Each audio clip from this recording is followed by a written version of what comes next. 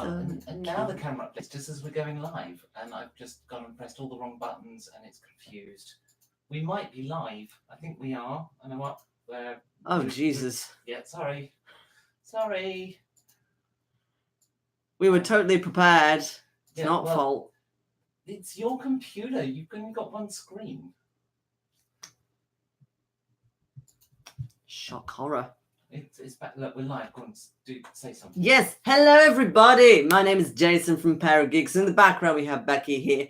So what we're going to do is a tradition that we've kind of started doing for RPGaDay, where we just do the whole thing in one massive stream at the end of August, rather than doing it every day. And we have some nice beer, and we, of course, have all the questions, which are actually up there. So would you mind passing those over when you got a second? But before we begin, Russell. Before we begin, for those of you who don't know, we now have a Patreon where you can become fruit bowls.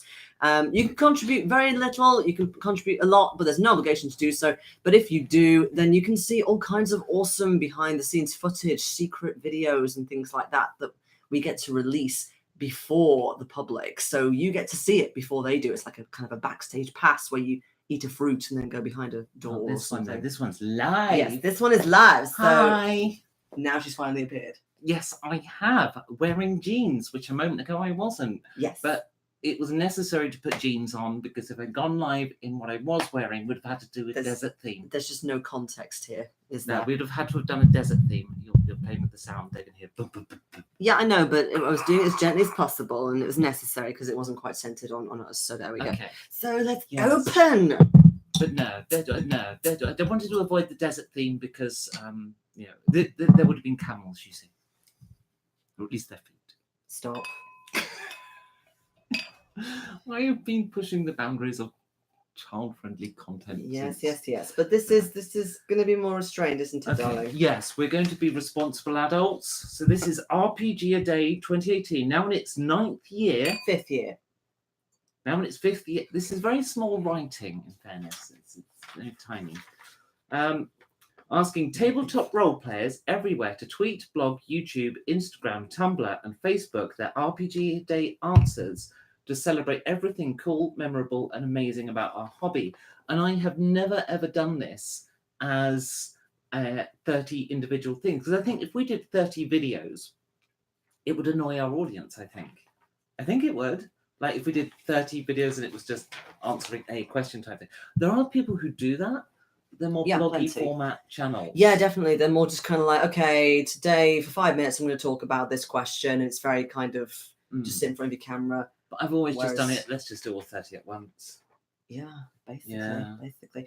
But this year I had a little look at the sort of how it's laid out. They're doing it in a kind of a like almost like a category thing for the first few questions and then going on to the next one. So there's like this sort of categorical grey thing here, and then we apply it to all the future questions. Okay. What I'm going to do a test message and make sure the chat thing Yes, works. good idea. The chat thing will break every hour because I still haven't coded it not to do that. No.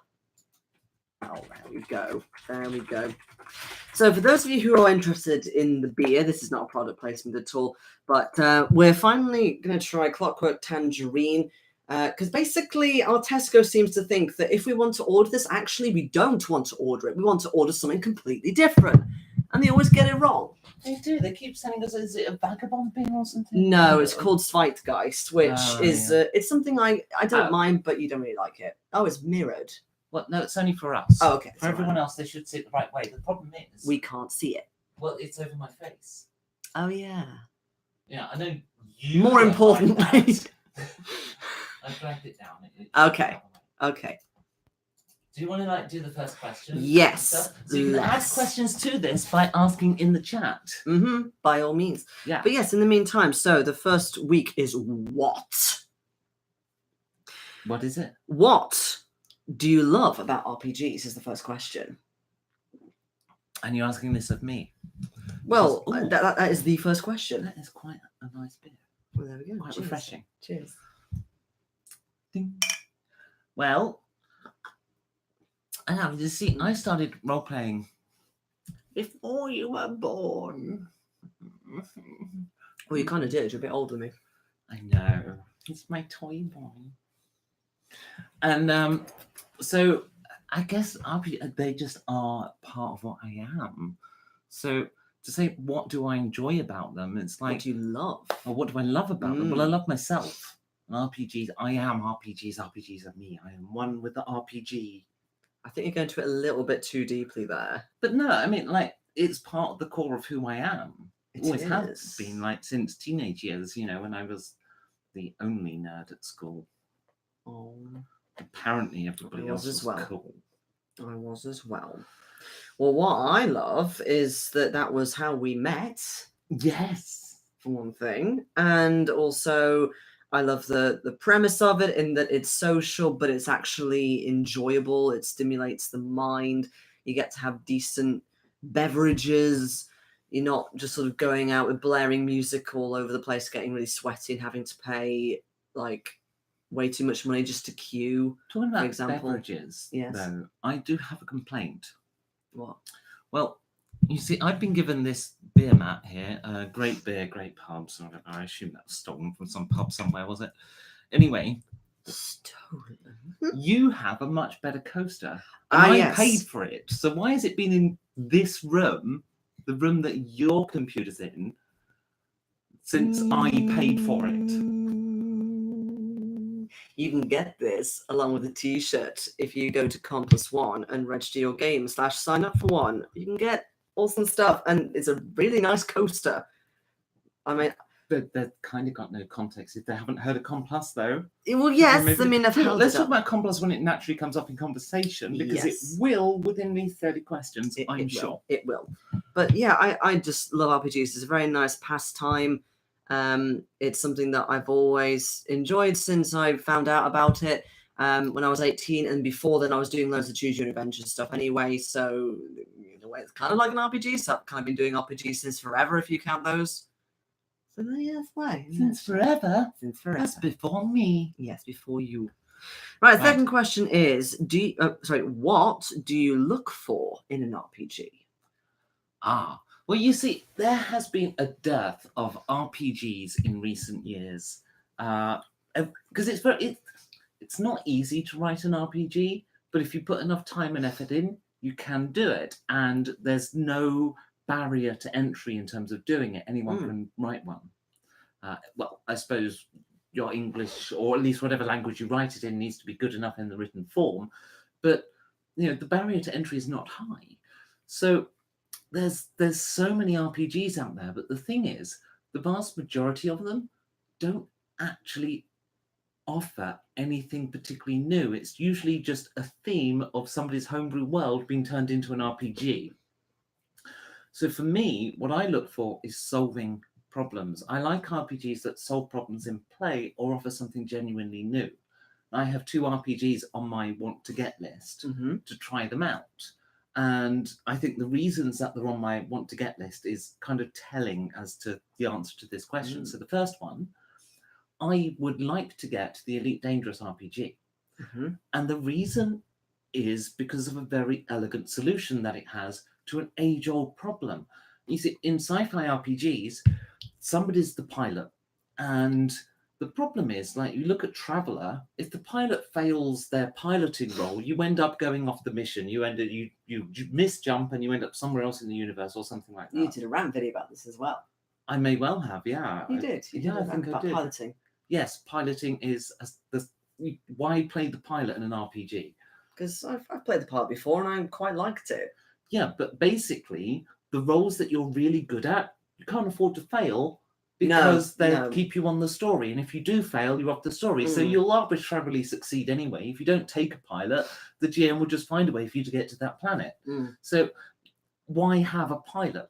But Elite Dangerous solved this by making everybody pilots and having space combat where you're all piloting, and like everyone's the pilot hero thing. And I love that premise. They've changed the premise from, rather than having a ship that gets you from A to B, it's like, we've got ships, they are part of your equipment, you've all got one, like carrying a sword or a gun. And you all go out there, you all fight the space battle, and then you arrive at the destination wherever the story is. I see. And you're not going to end up splitting off because somebody failed a piloting role. And I like that concept. I see your point completely. The other one that interests me is because for a slightly different reason, rather than solving something that's wrong with RPGs, it's offering something new. And that is, I want to check out Pathfinder 2 when it comes out. Because it's got 2.0. Yeah, 2.0, because it's got a crafting system.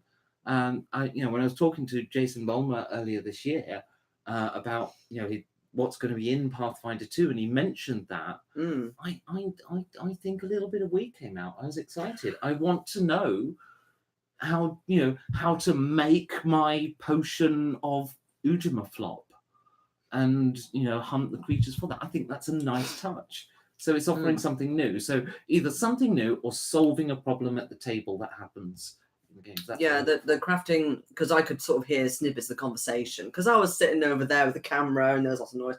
But I heard about crafting, and that caught my interest as well, because it's not something touched on too much in RPGs. There was a bit back in like 3rd edition, I think, D&D, where there was like crafting, but I never took it because I was never interested in crafting back then. But then I was young and naive and whatever. But in terms of what I look for in an RPG, I think at the minute I like a balance. So I don't necessarily mind if the rule set is very sort of streamlined per se. It's more kind of what you can do with it. And if it's a system that's sort of seamless, maybe it has a nice setting to go with it, or in the same fact, I like it if you can make your own settings nice and easily. So, for example, Corporation appeals to me because I love the setting so much. And even if I don't know the setting completely at the back of my hand, which I don't, I can still use the information that I do remember to make up my own stuff, which I like.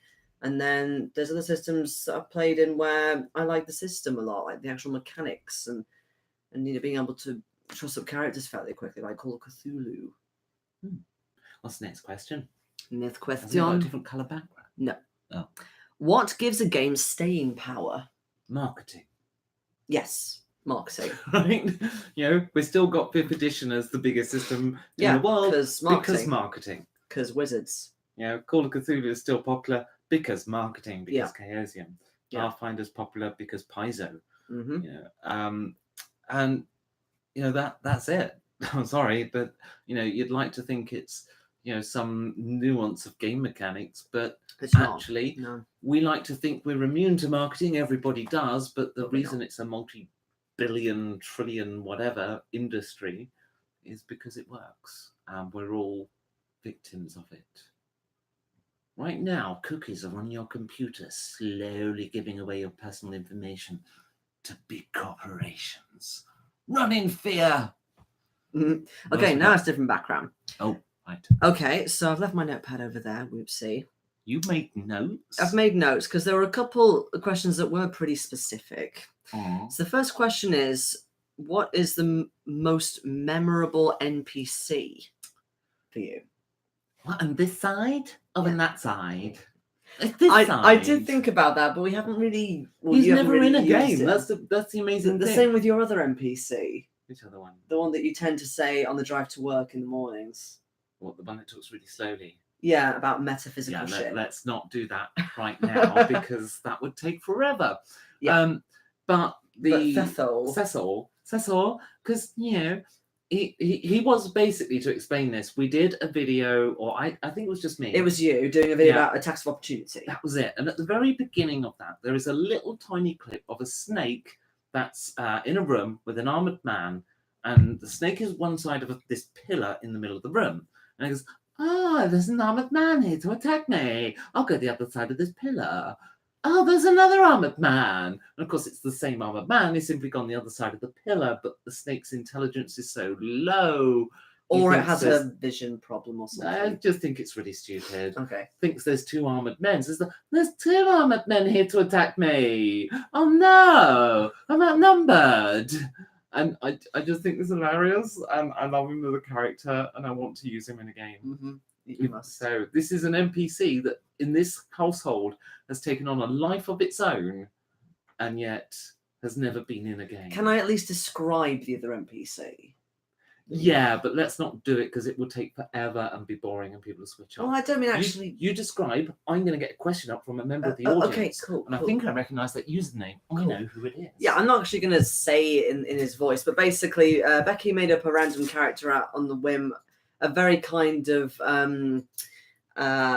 deep south sounding character with really slow mannerism, and he thinks his tortoise is like a spirit animal, but also he talks about really deep, intelligent, metaphysical stuff and philosophy and things, and his sentences go on forever, but at the same time I just love him, and we should use him in something, like maybe to get information that we need or something, because nobody else knows about him. So, Fenland Ghost, hello. You know who Fenland Ghost is? Should I? You've met him. I have. You have. You have. What about the cool NPC that the sword produced from his chest? You see, this, yes, that is a very memorable NPC, and actually, I'm tempted to use him as an answer for the next question. Favorite recurring NPC. Yes. Okay. Now you see, this is somebody from our gaming group. That's how he knows about this particular character. And the idea I completely ripped from Ultraviolet. I love. Are you still not telling me who it is? I know. You'll find out. It's not fair. I'm really bad with like name associations and stuff. I'm great. Ask the with next faces. question. I'm going to tell the story about a character who produced a sword from their chest. What is your favorite recurring NPC? Why don't you answer? Wow. We'll get there. Yes. Yeah. Okay. So there's a couple that I can think of. Somebody called Red Dice Diaries, aka John Large. He's very good at making kind of NPCs that seem a bit benign. So like your shopkeeper, or in this case, it was a woman who we sought advice from, and she could like tell fortunes and stuff in Cowshouse City. But she became a great NPC. She was really memorable. I loved how whenever you sort of asked her a question, John would pick up his fate tokens and kind of do this and kind of make it shudder. And it was all just these sort of little mannerisms that he did, and things like making the tea and stuff like that, that really sort of brought it to light. But then there was a bit of a twist about her that was kind of revealed. If I remember correctly, because it was a long time ago, I believe one of her relatives was killed indirectly by one of the other PCs in the party. So there was kind of all this stuff that kind of happened, and it, yeah, tension. Exactly. There was a lot of tension, but that was a really funny, really nice little character. Yeah, big shouts to John Large of Red Dice Diaries. I've played with him as well. He's good GM, and you need to play in a game that I run one day, John. Anyway, yes. Fenland Ghost Go on there. has the answer to this question. So this game was it was part of a campaign that we did using Rollmaster many years ago. Oh, Stuart? No. Oh. No, it wasn't Stuart. In fact, he was not in that campaign. Oh. He was in that group, but he didn't come to that. Oh, I remember why. Yeah, we won't go to that camera. Nothing to do with no. I feel like I'm in a different, like, parallel universe here. Like, I have no idea what any of this is. There was drama back in our real life group that meets every couple of months, many years ago.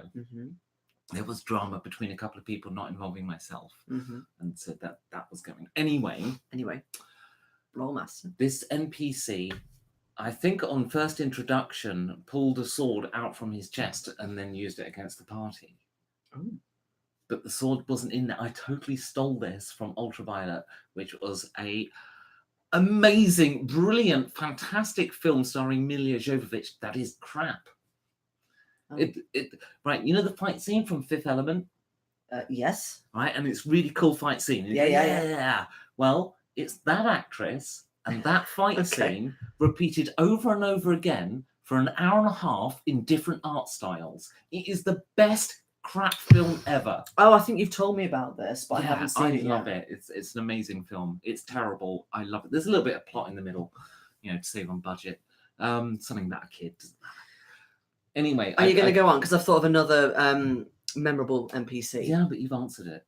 You have to move on after this. Anyway, this character, because I was totally stealing ideas from all sorts of different places, he was named.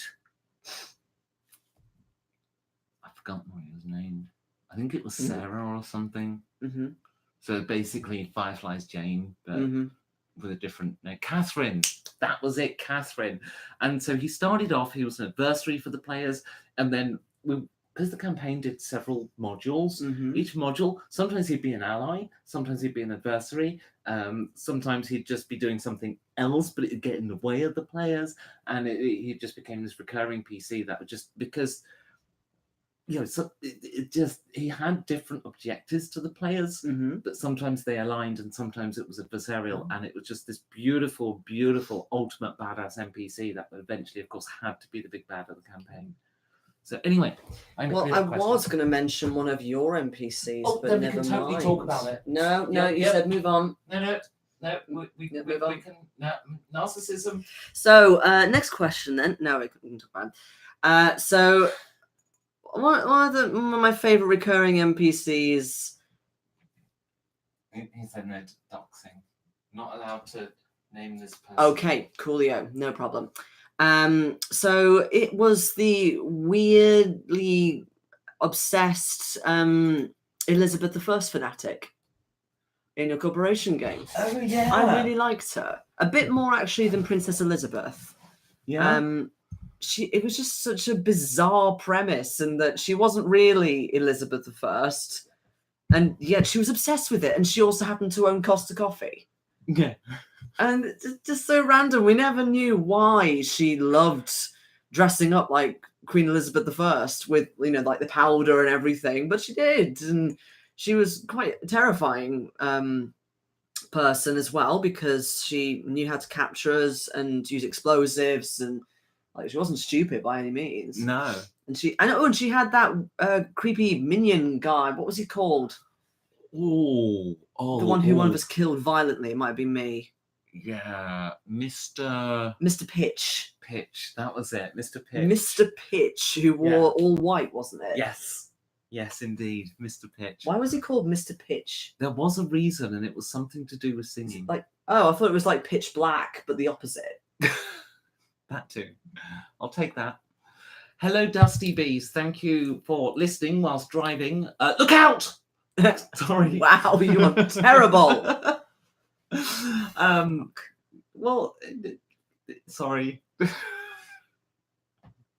I've had a drink. But anyway, yeah, you're welcome. We are awesome. But so are you for listening, even when you're driving. I've noticed there are a lot of people in like the US and Canada who love to just not watch, but listen to people in their cars as they're driving along. That's really cool. Fenland says we are watching you. So I wonder who Fenland Ghost is with.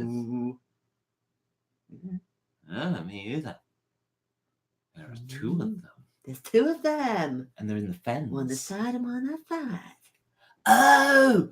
Could it be the other person that's in our RPG group? Maybe. That lives very close to Fenland Ghost. Maybe. So now the thing is, when narcissists who have a YouTube channel, that's only one view count, and there's two of them. My God. I feel shortchanged. Mm-hmm. Next question. On the page. Yes. Well, I don't know why I'm looking over there. Sorry. Right. So now we're up to week 2. How can players make a world seem real? Players? Yes. How can players make a world seem real? I think you miss country of Dusty Bees, by the way. I did say US and Canada. You did? I did, yes. Oh. I don't exclude Canada. I do. Who can remember Canada? Me.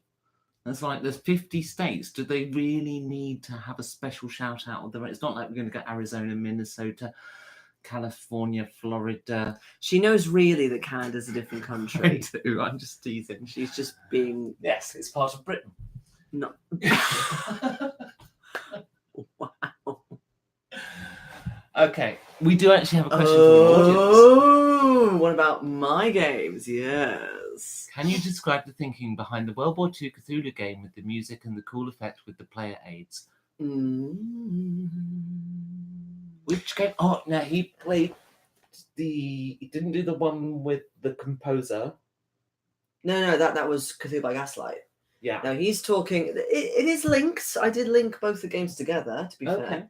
But yeah, he's talking about the one that I ran, which involved a few props because I did it for the expo as well. But the thing I think he's talking about is that it involves the character of a violinist, and they have to kind of trace things about him and who he really was and why he's left clues behind. But one of the big props that I used, which went down very, very well, is that I had made recordings on my phone of the creepy German doctor who'd reveal little fragments if they did well on their SAN rolls. If they didn't do well on their SAN rolls, then they would kind of appear in the situation of the violinist. So it would kind of be a bit more cryptic. But in any case, they could still try and piece together stuff. And I did like kind of I remember effects those on recordings. It was like the mad rambling notes of a doctor in style. Yes, it was. That's the point. That was awesome. That was the point, and it was supposed to be kind of like the mad ramblings, specifically when, spoiler alert, the violinist was being kind of held captive by this doctor and being experimented on. Cool. But of course, when they found the doctor, this was long after the violinist was dead. Yes. And most of them being eaten. I don't remember that game as well as the other one though.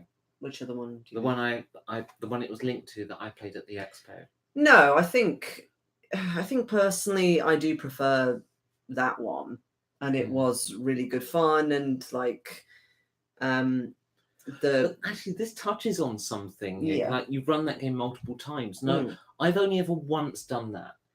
With the first game I GM'd at the expo, Meet You in France, was Corporation RPG. I ran that a couple of times before I took it to the expo because I'd never GM'd at the expo, and it's a lot bigger than what conventions I've been to elsewhere and GM'd.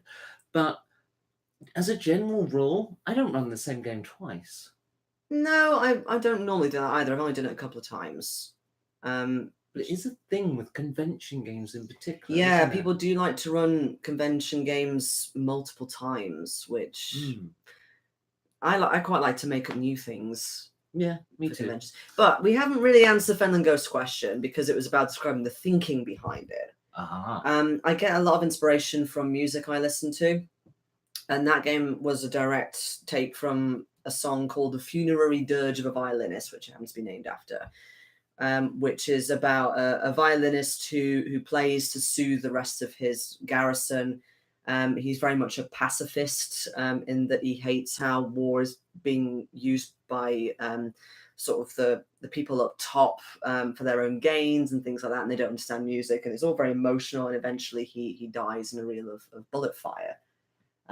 It's an incredible song, but that's where I got it from, and it's interesting in that when I kind of make an RPG out of music, I'm always hearing it in my head as it's going through.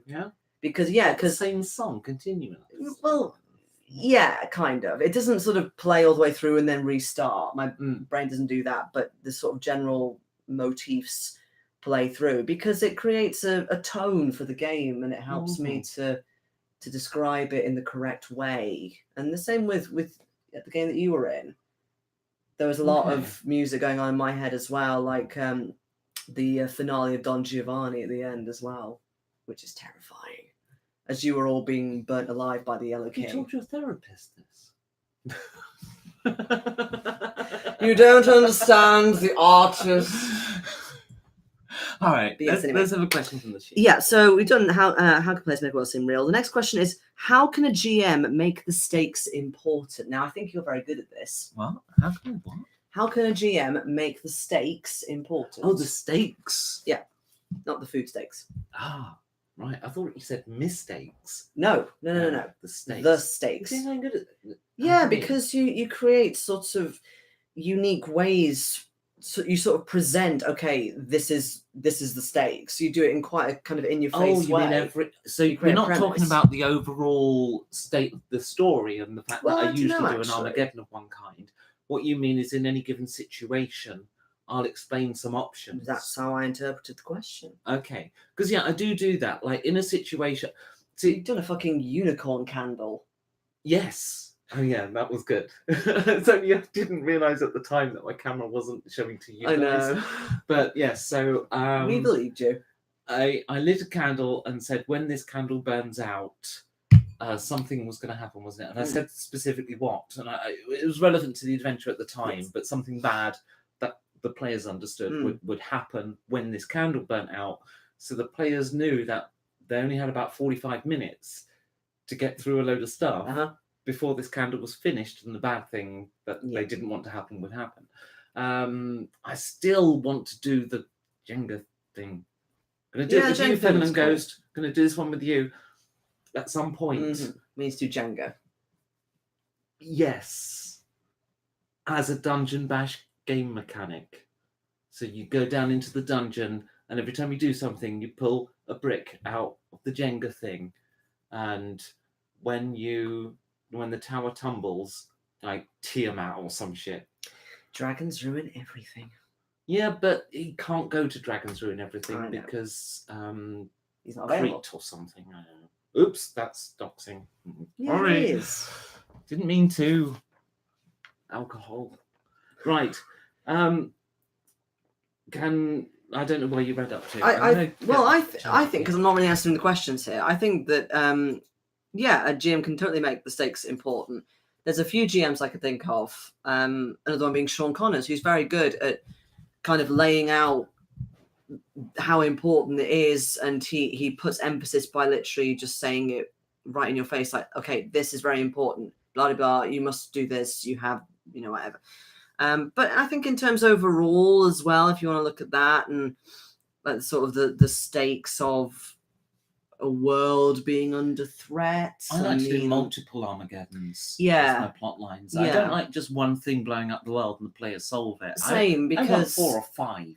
Yeah, like I certainly like to build up to something huge, like I did in A Clockwork Opera. But I had smaller things that it basically you as the characters, you'd sort of, your perspective would just widen and widen and widen. So okay, there's a threat here, and it's growing up to that. And okay, we've done that, and now what? Oh, okay, so it's growing into something bigger, and oh, now it's fucking huge, and oh, okay, Bavaria's destroyed. Yeah, but the way I do it slightly different. I'll have completely different Armageddons unfolding at the same time. And I'll quite often do that. I did it in Corporation to an extent. Yes, actually, that's true. Hello, kitty. And I did it in a game I ran with Finland Ghost and Brawlers Run Amok. But to answer the specific question is, like, what I do whenever the players have something to do in an adventure, and I've presented a situation in an adventure, I'll often explain the stakes to them in the sense of, look, you can do this, and this is a potential result, or you can do this, and this bad thing might happen, but it's more likely to something else, or you can come up with something else. So I'll often present a few options, just the basic options, just to nudge them in a direction, because, and they don't necessarily have to take that. But I think it's important, like when you've got something, like if you just, as a GM, said nothing to your players, like, this is the situation, and then the players goes, I'll do this. And then as a GM, you're going, well, there's a chance of death there, so let's have a dice roll. And oh, you died. Oops. That, I think, is unfair on the player. They need to know the stakes up front. So you'd say, look, you can jump on the moving cart, but there is a chance you're going to fall off and break your leg. Or there might be something else you could do, such as run across the rooftops and, land over there, and then you'll catch that person up that way or something. Or something else, or I'd rather do that, so I'm explaining the stakes beforehand. Oh yeah, I do that as well a lot, like especially if it's extremely risky and there's, say, multiple things they have to do. Obviously considering something, and I think that, that sounds like insane, I Why? might say, yes, okay, you can try that. These are the stakes. Mhm. You could also do that. Don't forget. Yeah, we're not stopping them from doing it, but Mm. we're just saying, well, realistically, Yeah. everything might be done. Okay.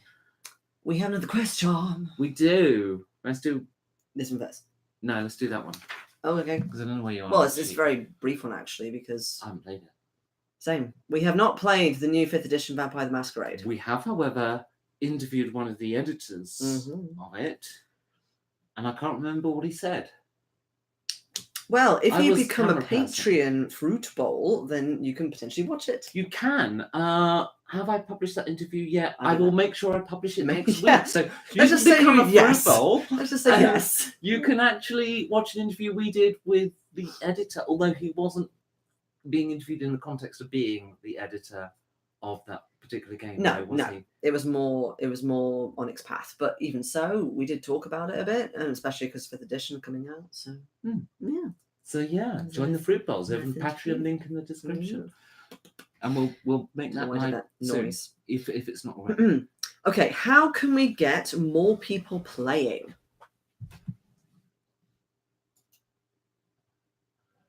Well, see, there are some specific questions on here, but that's a really general question. Like, there are more people playing, certainly in terms of conventions.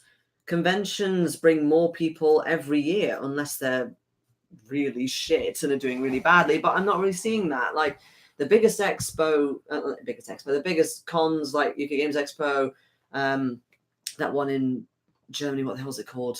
Spielen? Essen. Essen. Yeah. That's that little huge. one in America, in Indianapolis. What, Gen Con? Yeah.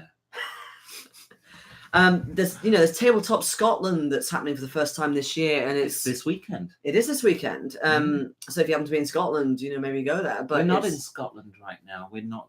That's why I'm talking to the camera. We have sent a representative. Yes. Let us know if it's any good. We might come next year. Yes. But even so, like there are these conventions coming up, and maybe this is a good time to segue to our convention. It totally is, because you say our convention. It's not our convention. It's the Your online convention. RPG communities convention, and if I'm not mistaken, you're online. You're into RPGs, Then you and can you're come. watching on YouTube. So this is You a can convention for come. you, and it's called N+1. It's not specifically linked to Star Trek. That's by the mostly beering. Star Trek. way. Why- You kind why of would went you- con.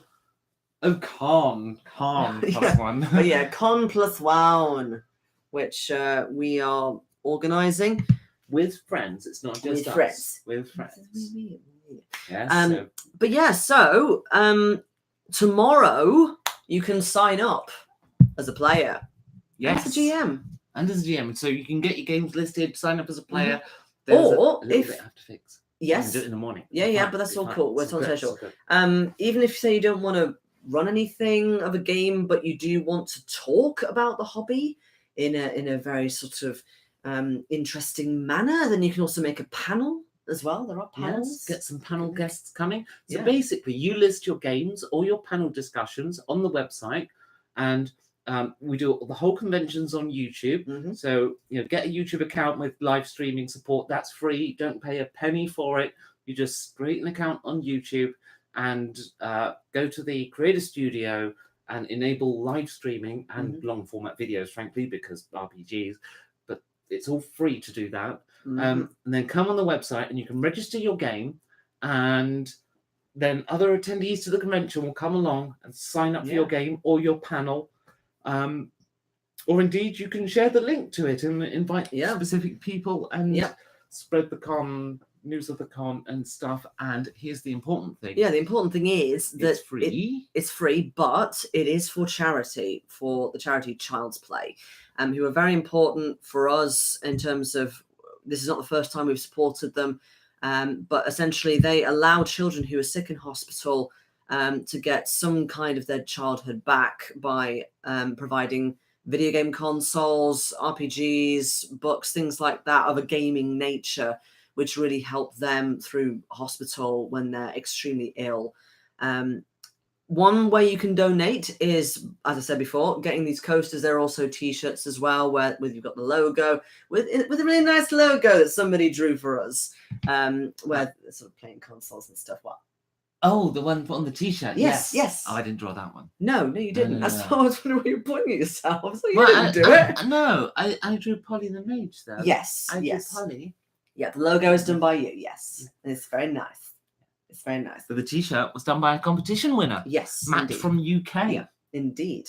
Now you can also win many things that we have stored in here during the con as well. So make sure that you tune in during the con and during the telethon where there'll be giveaways made and stuff. It's all very exciting, and we're hoping to raise $5,000 this year, which is only double last year. Indeed.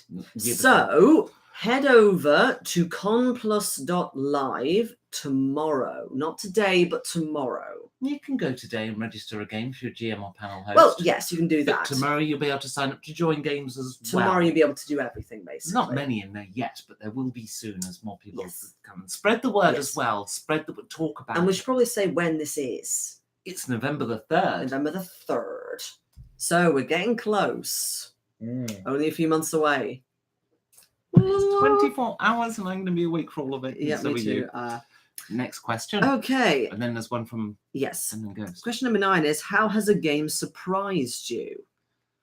I wonder if it means the game or the adventure. The story, yeah. I think it would mean the story, surely, or like a specific session. Yeah, because I don't think game systems necessarily... Well, I don't know. I think your system surprised me a bit. Yeah? Yeah, because... Tell me more. I like it when you talk about me. Because apart from like Castle Falkenstein, there's not really any other system out there that uses cards. Faith. Rather than dice. Okay, but I haven't played Faith, so I didn't actually know. Okay. About that. But there's hardly any.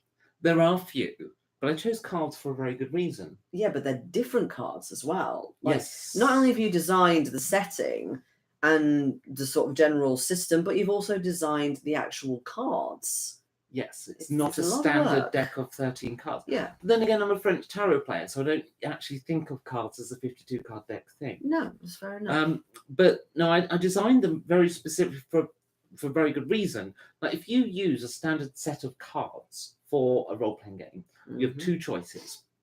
You've got essentially a D10 with a load of royals on the end. So either those royals are criticals or they count as 10, in which case you've got lots of 10s, or they count all the way up to 13. So you have a D13, and D13 is a terrible number to base a system on.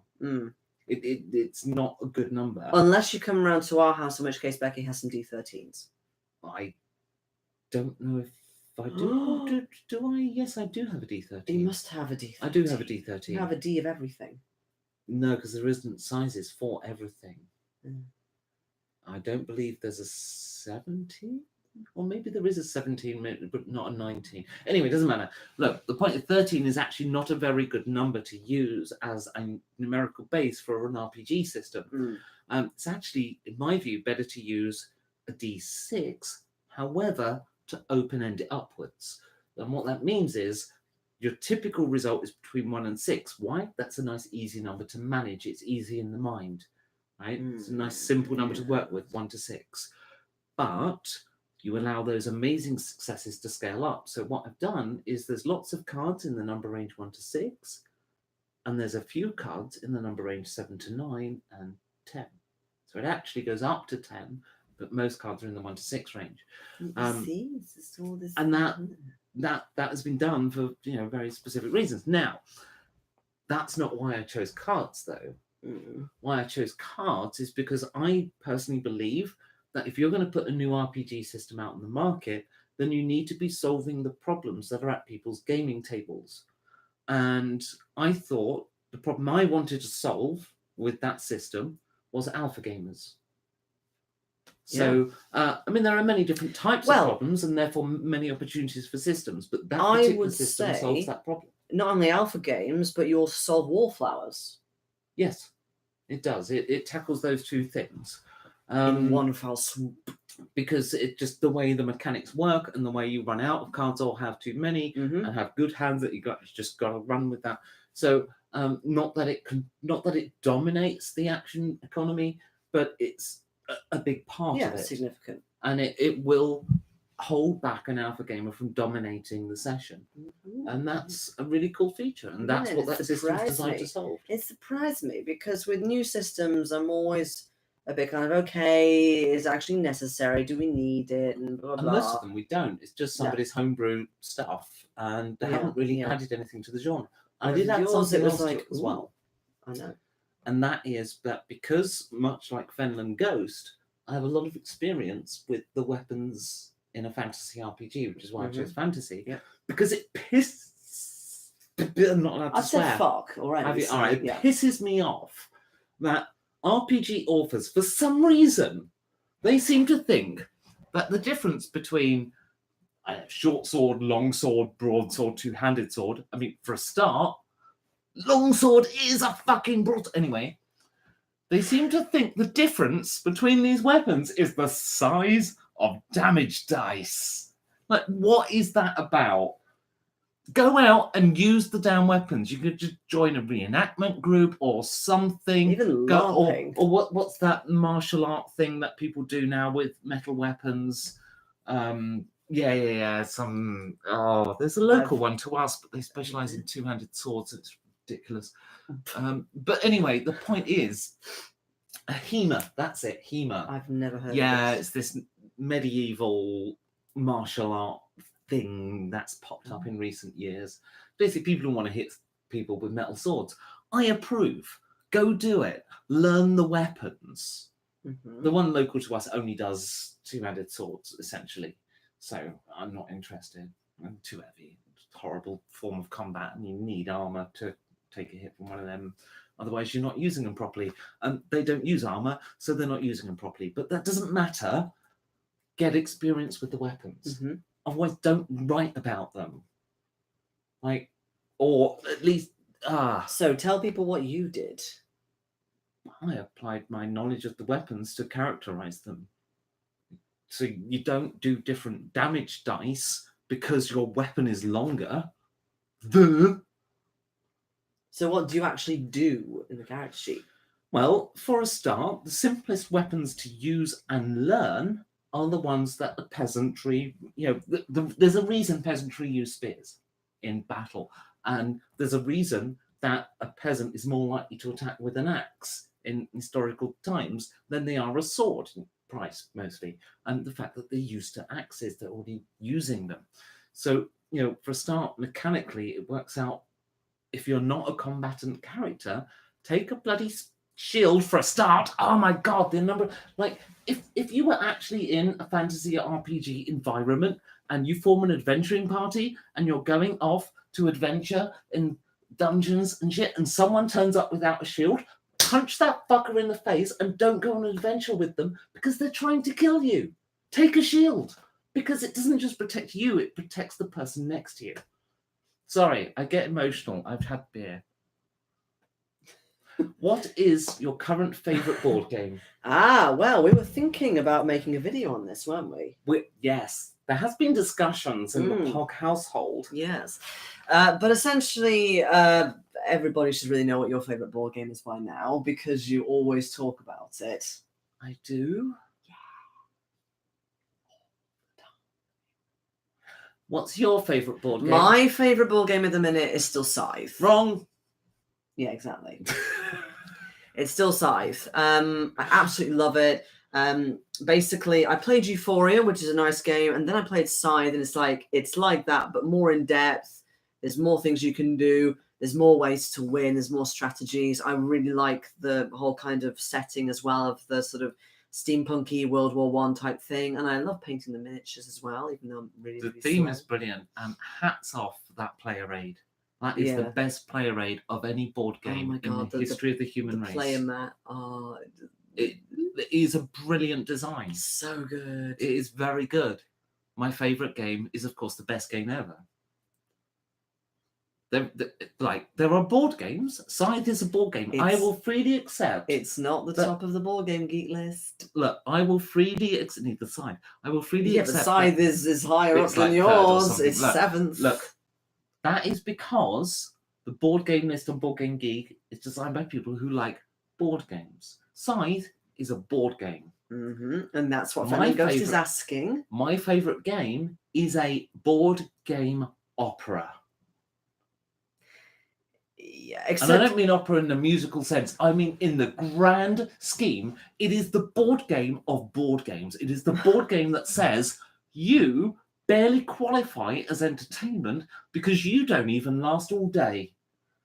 I was going to say, because on average, operas tend to last sort of 3-4 hours, whereas then you've got your Wagnerian operas that go on for fucking all day. So I think that's what you're referring to. Yes. They're Wagnerian. This is an epic on such grandiose scale that other games look at it, go weak at the knees, fold up their own rule books, and go back inside their own It's box. Twilight Imperium. Twilight Imperium. It's Twilight Imperium. Yeah, totally. She loves Twilight Imperium. Okay, next question. How has gaming changed you? He's dissing the logo. How is it an old logo? It's the logo that we've always used.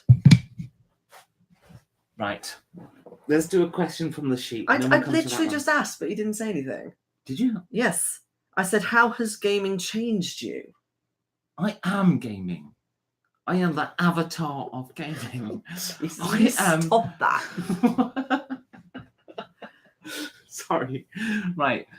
Right. Before gaming, okay, I was a nerd who played computer games. So I guess it gave me contact with other people because computer games at that point in time were not massively, weren't really that often multiplayer. Although saying that, I did actually write a LAN party game back in the Amiga era. So the 16-bit computer era. Me and my mates, all right, look. Before role-playing games, I didn't have role-playing games. Therefore, I played computer games because I love games, right? So I was playing games on my Amiga computer, and before that had a Spectrum. And anyway, right? I was playing games on my Amiga, and I was like, I want to play games with other people. And I played Stunt Car Racer, which was a game that I could connect to my brother's computer, and we could both race at the same time. Ooh, and I LAN thought, party. right, so that was quite cool, 2 people at once. And I thought, I can do that, only I'm going to make it 8-player. So I did a game that used 2 computers, but was 8-player, and it was a kind of like a party spaceship shoot 'em up game that you played with 8 people. And I took that down my local role-playing game club. I must have done role-playing first. Yeah, no. Role-playing gave me people, gave me contact with humans. I see. Yeah. Okay. I'm still not answering the questions here. You just... I know, but have we drunk it all? Well, there's only one each in there. Damn. Probably for the day. So how's gaming changed me? Similar sort of thing in that it gave me more interaction with people, I suppose. Also, it allowed me to get better at just sort of socializing and speaking in general, and forming sentences in my head, which I used to be terrible at, and I was quite shy in that regard. But I think I've sort of, as I got into RPGs and all that, I was going through university and growing up and becoming an adult. So it's not like the fundamental thing that changed me, but it's certainly shaped how I've changed over the last 10 years. Okay, and last couple of questions on this specific how thing. Okay, let's do those, and then we'll take one from the audience. Okay. Now, this is where I wasn't quite sure of the definition, but basically 11 and 12 are your wildest character name and wildest character concept. Okay. The problem with that character name question, and indeed the problem with any question about characters, is that's easier for somebody who's had 30 characters than somebody who's had 300. Yeah. So I don't remember. I think I know what my wildest character concept was. I once played a geneticist, doctor. I believe I made him Pakistani, and he had a favorite creation, which was a monkey with 3 buttocks. And it was a disgusting character. It was a very immature. That's straight off South Park, that. It was before South Park was a thing. Really? Because there was a character who specifically genetically modified animals to have like 5 bums and stuff. Okay, but South Park didn't exist back then. It was when I was about 18, 19. Wow. But anyway, it was, as I was saying, a terrible character in many ways, and it was quite immature in concept, but it was definitely qualifying as wildest character concept. I don't know the names though. I quite often I'll name a character in another language and just it'll actually be quite outrageous. But well, or scriptive or something. In terms of names, I tend to make quite down to earth names, so then people at the table will remember their name for one thing.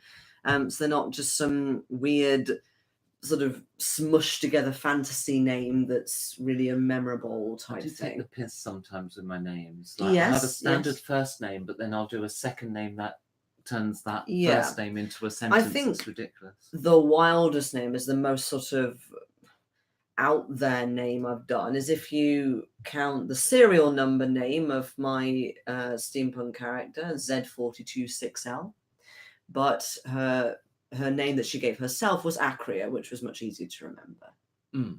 Says that. In terms of character concept, well, there's a couple. They're not very wild, but the most sort of diverse ones I can think of was David Bellamy, who was fighting on the beaches of France. David Bellamy? Yes. Okay.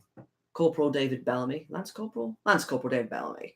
In World War I, and he uncovered this weird shell, and for some reason he just wanted to take it with him, and it kept kind of warping his mind, so he tried to get rid of it, but then he was torn in terms of keeping it. Was it a shell with his own name on? No. But it was some kind of weird, mysterious artifact from Call of Cthulhu, but we never really sort of worked out what it was. It was just like a mysterious artifact. Oh, sorry. I thought you finished. No. There was also Kaio Yuto, who basically estranged his whole family because his own father beheaded his best friend in front of him and burnt her village. Dark. Oh, yeah. It was one of my favourite character backgrounds, actually. So that was wild in terms of it was a very exciting background, and a lot of it came into I know it's that one, literally. Mm-hmm. I played Christoph. I was waiting for you to mention Gijs. Yeah, because she was literally the definition of wildness herself. Yes. I like doing things with avatars of concepts. There's always been a thing I've liked doing. And I played an avatar of the wild, basically. Well, I suppose the wild or nature or something. She was the planet. I like doing stuff with avatars of planets. It's just a thing I do. Yeah, sorry. Yeah, it's cool. You're going to answer Van the Oh, yes. Do you mind if I take a loo break while you do that? Okay. What do you think about the advantages of pre-gen characters for a given scenario? Right. Now, the definition, when you use pre-gens, is not for a given scenario. Because what a pre-gen is the GM dictating not just the scenario people are playing, but also the tone and quite literally the characters and the range of those characters.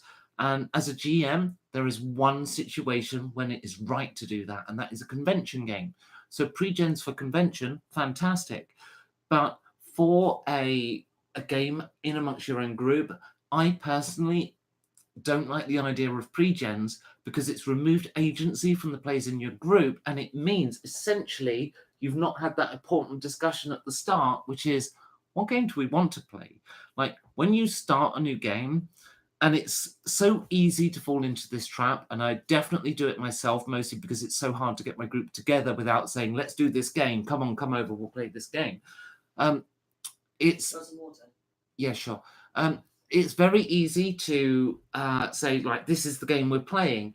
And really, I think the better way to do it would be to, as a group, decide on the game you're playing, and then from that comes the discussion of tone and the creation of the right characters. Now, I think if you find yourself as a GM saying that you want to do pre-gen characters, it's because you know that your players won't create characters of the right tone, that they'll create characters that are, I don't know, orange haired. Oh, hang on, I've got a problem, tech issue. Quickly solve that. So,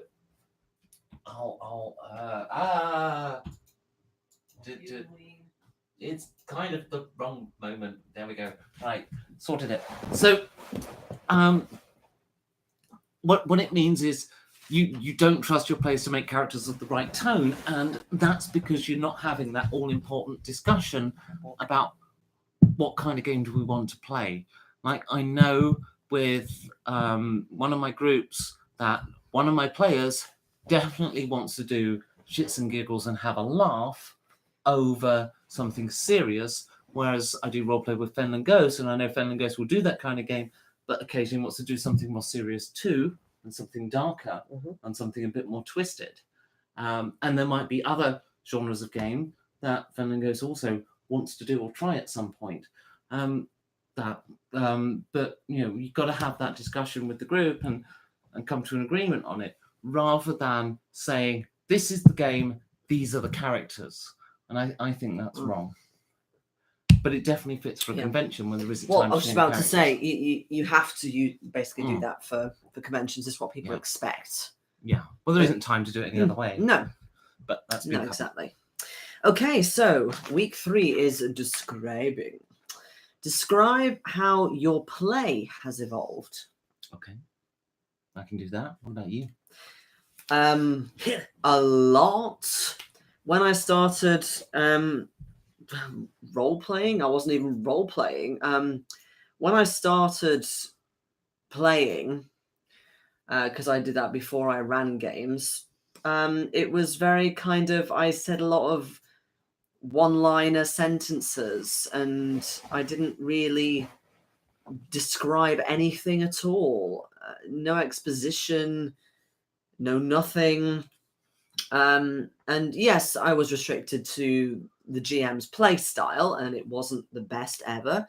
But at the same time, like, I think with Z426L, that was when I kind of started evolving, because I actually wrote my own background, which I enjoyed doing, and that gave me more of an idea of how she behaved, of course, because hello, it's a background. And from there, it kind of, I got more and more into the role-playing side and thinking, actually, this is way more fun than the whole tactical side, and got into more theatre of the mind when I started playing online. So there was a lot less of the whole sort of doing grids and things like that. And unfortunately, I hadn't ever used miniatures. I just used the sort of play mats with miniatures on them rather than terrain. But in any case, so I think it's evolved considerably in a very sort of storytelling format, and I prefer that over number crunching and mechanics a lot. But sometimes, depending on the type of game, I can move a little bit back on the spectrum. But yeah, hugely is the answer. I have evolved many times over the years because I've been role-playing a long time, but most of it wasn't conscious. Like before I started the Dungeon God channel that became Pear of Geeks, I didn't really think about the theory of role-playing at all, or indeed why I enjoyed it, or what I was doing in the room, which, you know, when I was younger, wasn't always legal. But, you know, as time has gone on, and well, really from the point of creating the channel, that's when I got more serious about my role-playing in terms of wanting to improve. And that didn't necessarily mean more serious characters. It started off meaning more serious about the art of storytelling. And as I went down that path, my characters became more serious, and I became more focused on, or if anything, too focused on the art of storytelling, and I forgot to have fun and take the piss. And there's some fluff on your nose. Oh, okay. Well, as time has gone on, I've thought, you know what? Sometimes it's actually more fun to do something ridiculous and over the top. And I think Corporation was that campaign we just did, was that kind of boiling over the top and just letting it all out, letting the Yeah, humor come through again. I kind of sense that from you. Mm. In that you want to kind of play more over the top and just do shits and giggles and Yeah, but at the same time,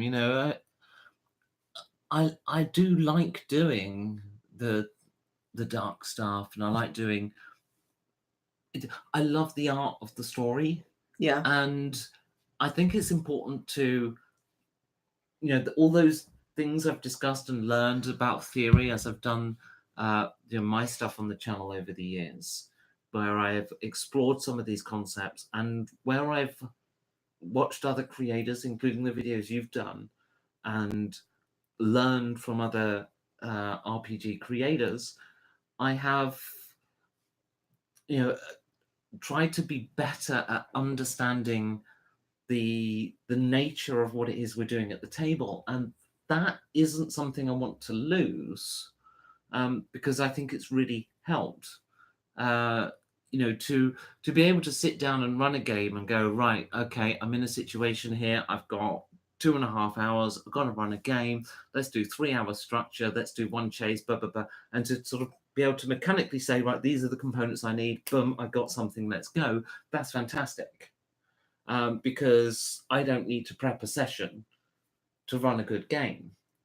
And when a game isn't going the way I expect it to, and I'm GMing a session, and I've had situations where, let's say, the players aren't throwing ideas out in order to solve a problem, I can now turn that around and turn a game that is maybe falling a bit flat and make it more fun. And I've learned more to read a room and all of these other things, and it's great. And they're fantastic, and it's improved the fun at the table, but at the same time, we can't forget it's about having fun. Yes. And sometimes firing a bazooka into a crowded room is fun. Yes. So describe a failure that became amazing. Okay, so this is talking about, when you're playing a character and something went wrong and it became this sort of amazing arc or whatever. Just be careful, the fit is quite close to the mic. Oh yeah, sorry. I know that some of our audience are very serious about the sound, and they don't like the sound of glasses hitting the table. Shock horror. Yes, we know this because they write about it in the comments. Fortunately, it's like 10 degrees cooler today than it was the last I had to time. stop watching because you drank water on camera. Yeah, or else we would have possibly died from dehydration, but okay, cool. Yeah, I mean, it depends what you mean by failure for starters. Do you mean just a single dice roll and it turned into a good story arc or okay. whatever? I can remember a few of those happening, but in terms of what the actual details are, unfortunately not. But I love to make like amazing things happen out of failures, and it makes it more exciting. I do and I don't. See, the problem with especially critical failure, and this is... Oh, that's different. I'm not talking about critical failure, but regular failure. Well, if it's just I failed a roll and it became great, then, well, you just had a good GM and it wasn't because the roll failed. The problem I have with critical fails is GMs take it too far. And I did a whole video on this back in the old days. Why did it go too far? Well, it becomes almost comical, because when you consider, especially in a D20 based system, yes, the chance of getting a 1 is 5%, right? That's actually quite high. So it's quite high for something ridiculous to happen. So, and yet a lot of GMs will make it something absolutely ridiculous. I try to charm the dwarf. You roll a 1. Oh, you've started a war. What, this happens 5% of the time, does it? Or they take it the other way and make it super brutal. Yeah, this is my point. It's too... Critical failures are often too extreme. Especially in Warhammer, oh my god. I had an instance where, I mean, there's loads of tables that you roll on for if you have a critical fail or anywhere near a critical fail. And then you roll on that to see how badly you failed and things like that. And basically, in the end, again, it was John Lodge's character. He was running away from somebody on horseback, and the person on horseback threw a dagger towards him. It went into his shoulder, because you work out sort of body parts and whatever. It went to his shoulder, but he still bled to death. Mm-hmm. Damn right. Well, yeah, I guess so. But at the same time, the rolls that he was rolling were really unlucky. And there was a string of them. And in the end, that's how he died. Well, the thing is with all bladed weapons, actually, a dagger is just as dangerous as a knife, and in some ways more so, because with bladed weapons, slashing weapons don't actually do that much harm. Mm-hmm. Bleeding really isn't what usually kills you with a bladed weapon. It's the piercing, right? It's if you get an organ pierced, you are going to die. Yeah. The slashing is not usually. I've been slashed in the face. It's not so much of a bigger issue. I was in the A&E looking at my skull, like my actual skull, and my face hanging off. Trigger warning. Oh yeah, trigger warning. And I got knifed. It happens, but it was a slashing wound, so it was fine. I was never going to die. But if I'd been pierced, just has to hit an organ. That's it. You game over. Sorry, I got distracted. Yeah, it was the how do you make it amazing? Oh, what, from a failure? Well, I would say good GMing, but it probably should have happened. It probably should have been amazing regardless of the failure. I will quickly answer Fenland Ghost question. I never take any more on 6, and normally the 6-player games are for conventions. Usually when people sort of turn up to real life things, they tend to be 3, 4. 4 is the golden number normally. Yes. I can also do 5. But actually, lots of people I know shy away from 3-player, sometimes even 2-player sessions. But in my opinion, they are still doable, especially 3-player. It's down to the length of session for me. Yeah. Like if I'm doing an hour and a half, 2-hour session, like we sometimes do midweek on our online games, I would rather have 3 players. Yeah. I definitely don't want 5, because to give 5 people entertainment in an hour and a half, 2 hours, it's impossible. The amount of people I've heard sort of just never go less than 4 players ever, and it's like, well, why not? Yeah. What's wrong with 3 players? 3 players are fine. For me, it's the perfect number to have for a midweek after work session where you're only playing a few hours. Yeah. Now, if it's a weekend where you're doing an all-day session, I'd rather have 4 or 5. Yeah. Because 3 players will get tired, they'll slow up, and they'll just be overworked in that time. And not everyone can keep up with me. Okay. So next question from here is: describe a tricky RPG experience that you enjoyed. So, like something tricky you had to overcome in a game, or I guess something to do with GMing that in the end turned out well. I think they're aiming that more at players really than anything else. Yeah. But this is the thing, tricky that I had to overcome.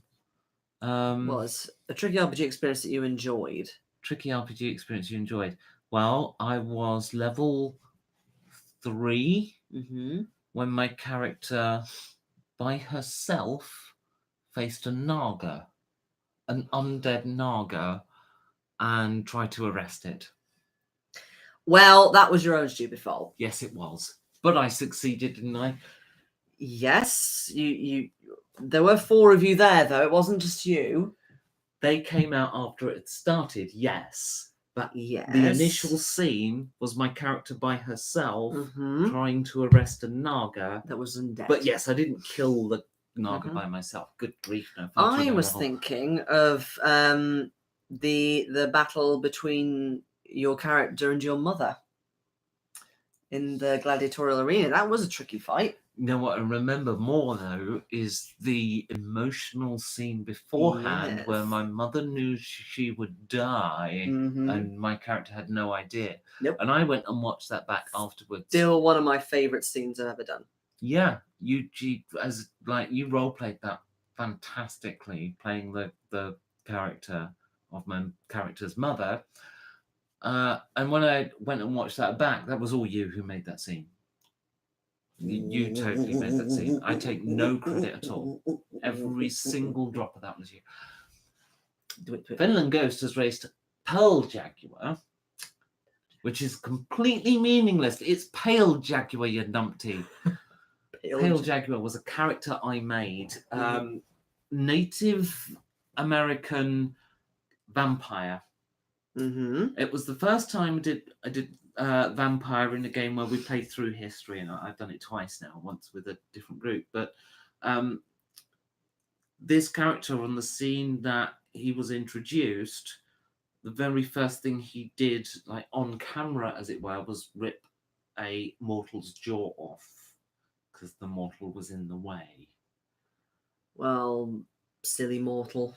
Yes, this character was quite extreme, and I think that's being raised as a possible answer to what was my most wildest character concept. Yeah, wild. So yeah, this was a character that did not mess around in that sense.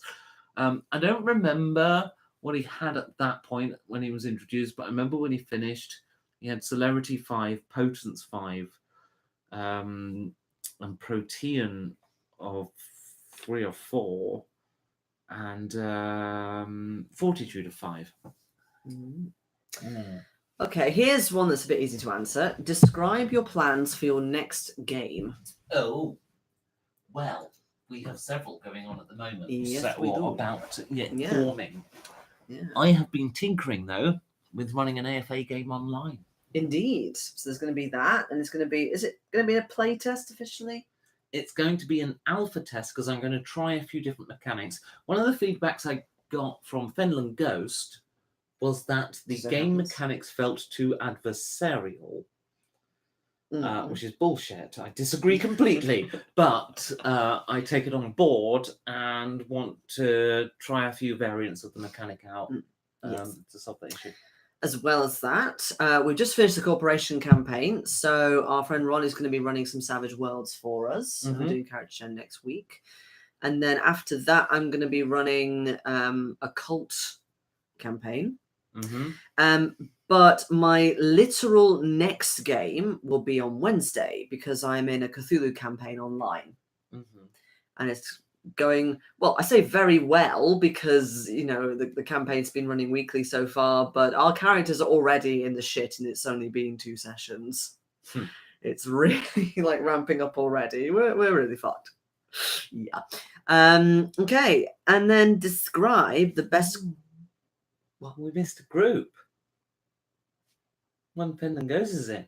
We're trying to get another game going with that group. We kind of cancelled it, so I didn't want to mention because it. that numpty is in Crete. Doxing. Yeah, but... Doxing. Numpty. And another player is off somewhere else. Yes. There. But anyway, yes. The best compliment you've had while gaming? I won the Cthulhu Masters, which is the closest thing role-playing had to a world championship until this convention where there will be an actual world championship. So I was the world champion. She's still... It's hilarious. I'm not currently the world champion. Well, I think the best compliment was like you were just really... Like with the whole mother scene and all that, you were really, really like astonished by that.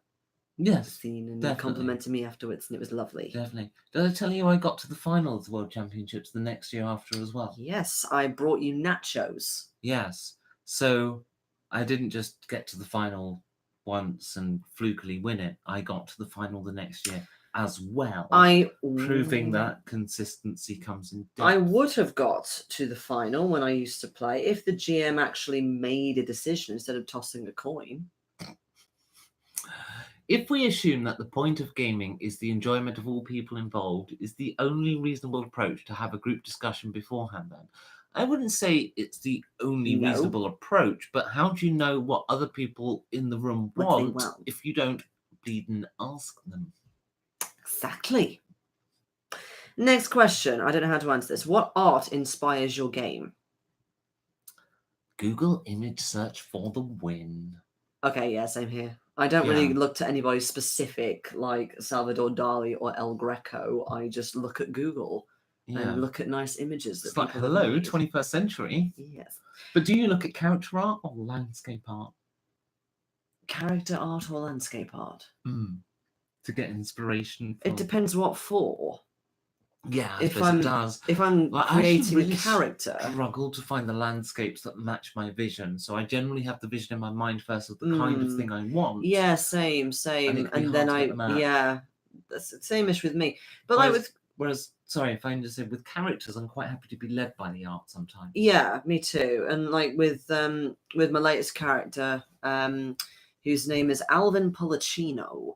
I didn't search specifically for a character of his likeness, but what I did was I looked for 1920s barber shop New York, and it came up with a few pictures of burly men with like shavers and stuff all in a barber's, and I picked one of them. I'm like, okay, yeah, you look like him. What music enhances your game? I have an answer for this. Okay. The sound of an Aston Martin car engine. No, I don't listen to music. I don't listen to music when I roleplay. No, you don't really. Whereas I do. Do not distract me from the art of the story. Especially online, I love to have appropriate music, very low in the background. So, like for example, with horror stuff, I listen to things like Dimmu Borgir, Karahangren, all that sort of. With corporation, I put on a lot of EDM, cyber metal, things like that. It gets me more into the mood. And then with a couple of other things, I've actually recommended sort of long ambient YouTube videos if other people want to listen to them as well. Because sometimes ambient for me is just enough. My problem with music is when I'm listening to music, I want to hear the music. And then I miss what people are saying. And because I love music. I'm not as musical as you, I appreciate, but I do love music. And so the result of that is when it's playing, I want to hear it. Yeah, me too. I think I wouldn't want to listen to music I'd never really heard before unless it was ambient, in which case ambient music kind of loops or takes a long time to develop. But if it's a song that I've listened to a million times, I don't mind having it in the background because I'm going to be half listening to it. But there we go. Yeah, so lots of music fucking enhances my game. A lot. And then also I think creatively with it as well, which I think I thought. Okay, week 4 is which? Which game mechanic inspires your play the most? Which game mechanic? Yes. You're kind of crinkling that in front of the microphone. I know I did. And deliberately. I just wonder if the same person who had issue with the glasses thing might also take issue. If they're back, I'm impressed. Yeah, because I don't think they're ever going to watch us again after we No. made that sound. Right. A game mechanic that inspires gameplay. You know what? I think if a game mechanic inspires gameplay, then you're drawing your inspiration from a strange place. Yeah. But I suppose at the same time, it still happens. Like if you're playing first edition and you're playing a ranger, you're going to take a longsword because it does D8 damage, not D6. And I did a whole rant about that at the start of this video. So for it's a strange question because I suppose you could argue like spell effects are a game mechanic, therefore certain spells maybe inspire certain aspects of gameplay. Certainly, I was inspired never to use a deck of many things after using one as a GM. Like never put that in your game. Never. Hey, kitty. But I don't know. I mean, I suppose there is a certain style of play where you might try to maximize damage output, say, if you're playing some kind of melee character. And I'm actually not averse to doing that. I did create a Circle of the Moon Druid that gives you access as a druid to haste. And there's certain other druid spells that work quite well with being a rogue. So you make a multi-class rogue Circle of the Moon druid. You get haste. You get the fairy fire. Mm-hmm. You get Shalalar, and I thought it was Shillelagh. Although I used to say Shillalach, which I think just sounds cool. I Shalalar. thought it was Shillelagh. Sheila. You get Sheila. Sheila. You and other Australian women, and some other spells that really work stick. well for the rogue that gets the damage bonus on sneak attack as well. Love So you rogues get in quite this 3.5. So well, I'm talking about 5e, and that's actually quite an awesome rogue combination. It's actually a druid circle. Is it Circle of the Moon? It might be Circle of Grassland. No, Circle of Grassland. No, it's Moon. No. Moon was high stuff because I deliberately wasn't doing that. No, it's Circle of Grassland, I think it's haste. So I suppose, because sometimes when you're looking at the book, you go, yeah, hey, this mechanic really works well with this other one. Let's play it. Yeah, I suppose I've done the same with 5th edition, like a couple of paladin characters. I've thought, okay, yeah, that's a nice sort of direction to take them in terms of the thingy bobbies that you choose, the equivalent of Circle of the Moon. You know what I mean? Yes, the prestige classes. Not prestige classes. That's what they're called. I thought, oh god. Okay. I thought they were called something else because prestige classes were. Yeah. Anyway. Yeah, I suppose so. But yeah, mechanics don't tend to really inspire me. It depends on what kind of character I want to play what. I've just seen the next question and I know what I'm gonna answer. Which non-dice system appeals to you? Yours. Oh, did it say non-dice system? Yeah, which non-dice system? Your system appeals to me. Yeah, basically. That was easy. Yeah. Forever after. Which game do you hope to play again? Can I actually answer the last question based on what I thought it was? Yes, okay. I thought it said, which dice mechanic appeals to you? So rather than non-dice system, I thought it said which dice mechanic appeals to you. You're right, that's a separate question. Sorry. I missed out a question. Yes. Okay. It says, which dice mechanic appeals to you? Yes. This is an obscure one from the 90s, I think. Might be early 2000s. Uh-huh. Iron Crown Enterprise 3-dice system.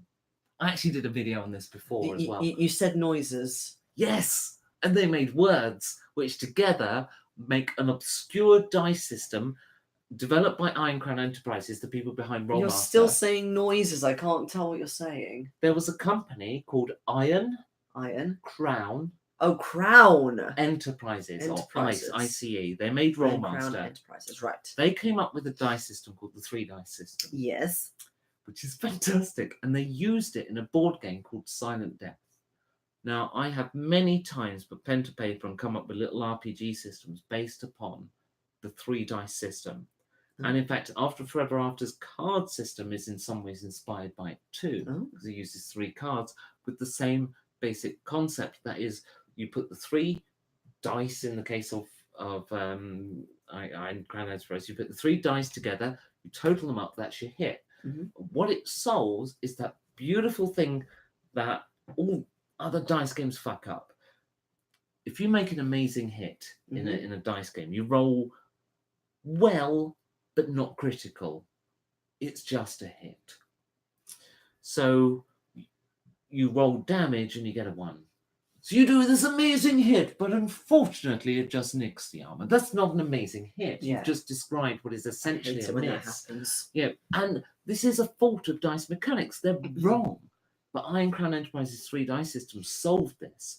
It's why I used some of these conceptual ideas in After Forever After, is if you get a good hit, you also get good damage. Because what you do on the ICE system, the way they did it, is you would have either high, medium, or low damage based on the weapon. And you've done high, medium, low, yes. I've done high, medium, low versus weapon type against armor. That's kind of like a sort of a matrix thing.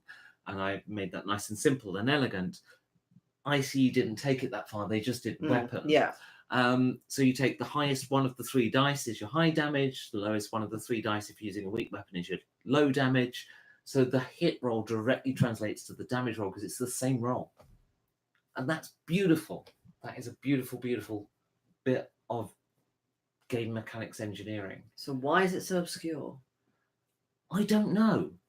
I made a video on it a few years ago, hoping that some game designer would pick up on it and use this in an RPG. No one did. So I took the idea and ran with it myself for AFA and developed it further because, it struck me like there are certain weapons that work well against certain types of armor. In fact, armor development and weapon development's kind of always in this fight and stuff over as evolution went on. So let's do that. And Yes. Well, for me, my favorite dice mechanic is definitely based on D100. So Call of Cthulhu and Warhammer Fantasy Roleplay. Unfortunately, the whole damage thing isn't really addressed. It's just the same as you okay, you hit, you roll your damage and whatever. But you will, at least with Cthulhu, you always get some kind of damage bonus based on your attributes. So if you're really strong, you get an extra damage bonus. So the thing I find about percentile is it's unnecessarily granular. Not really. Yeah. Why do you say that? Why do I need a plus 12 instead of a plus 13? What's the difference? What's the difference between plus 12 and plus 13? It's so granular. What does it actually add? Yes, okay. When you're dealing with larger numbers, suddenly you've got 2-digit and 3-digit numbers to do maths with in your head rather than a single digit.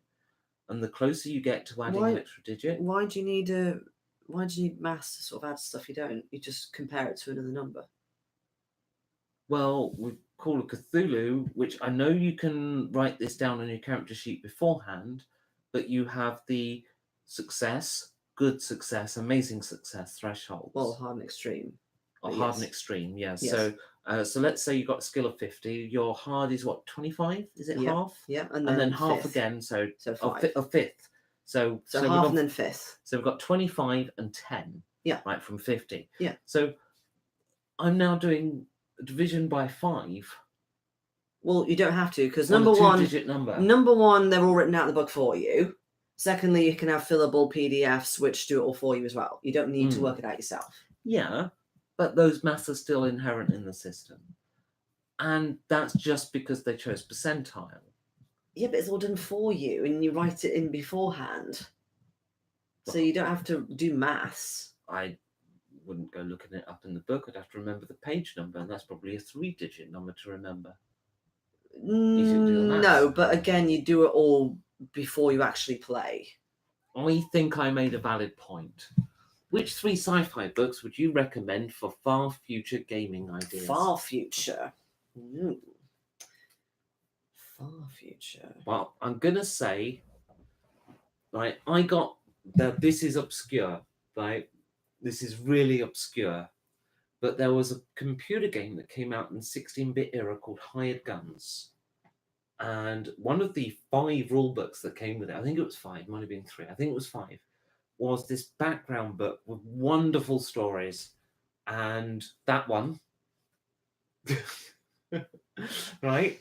Then there was a computer game that came out in the 8-bit era that was then released again in the 16-bit era with a second version called Elite Frontier.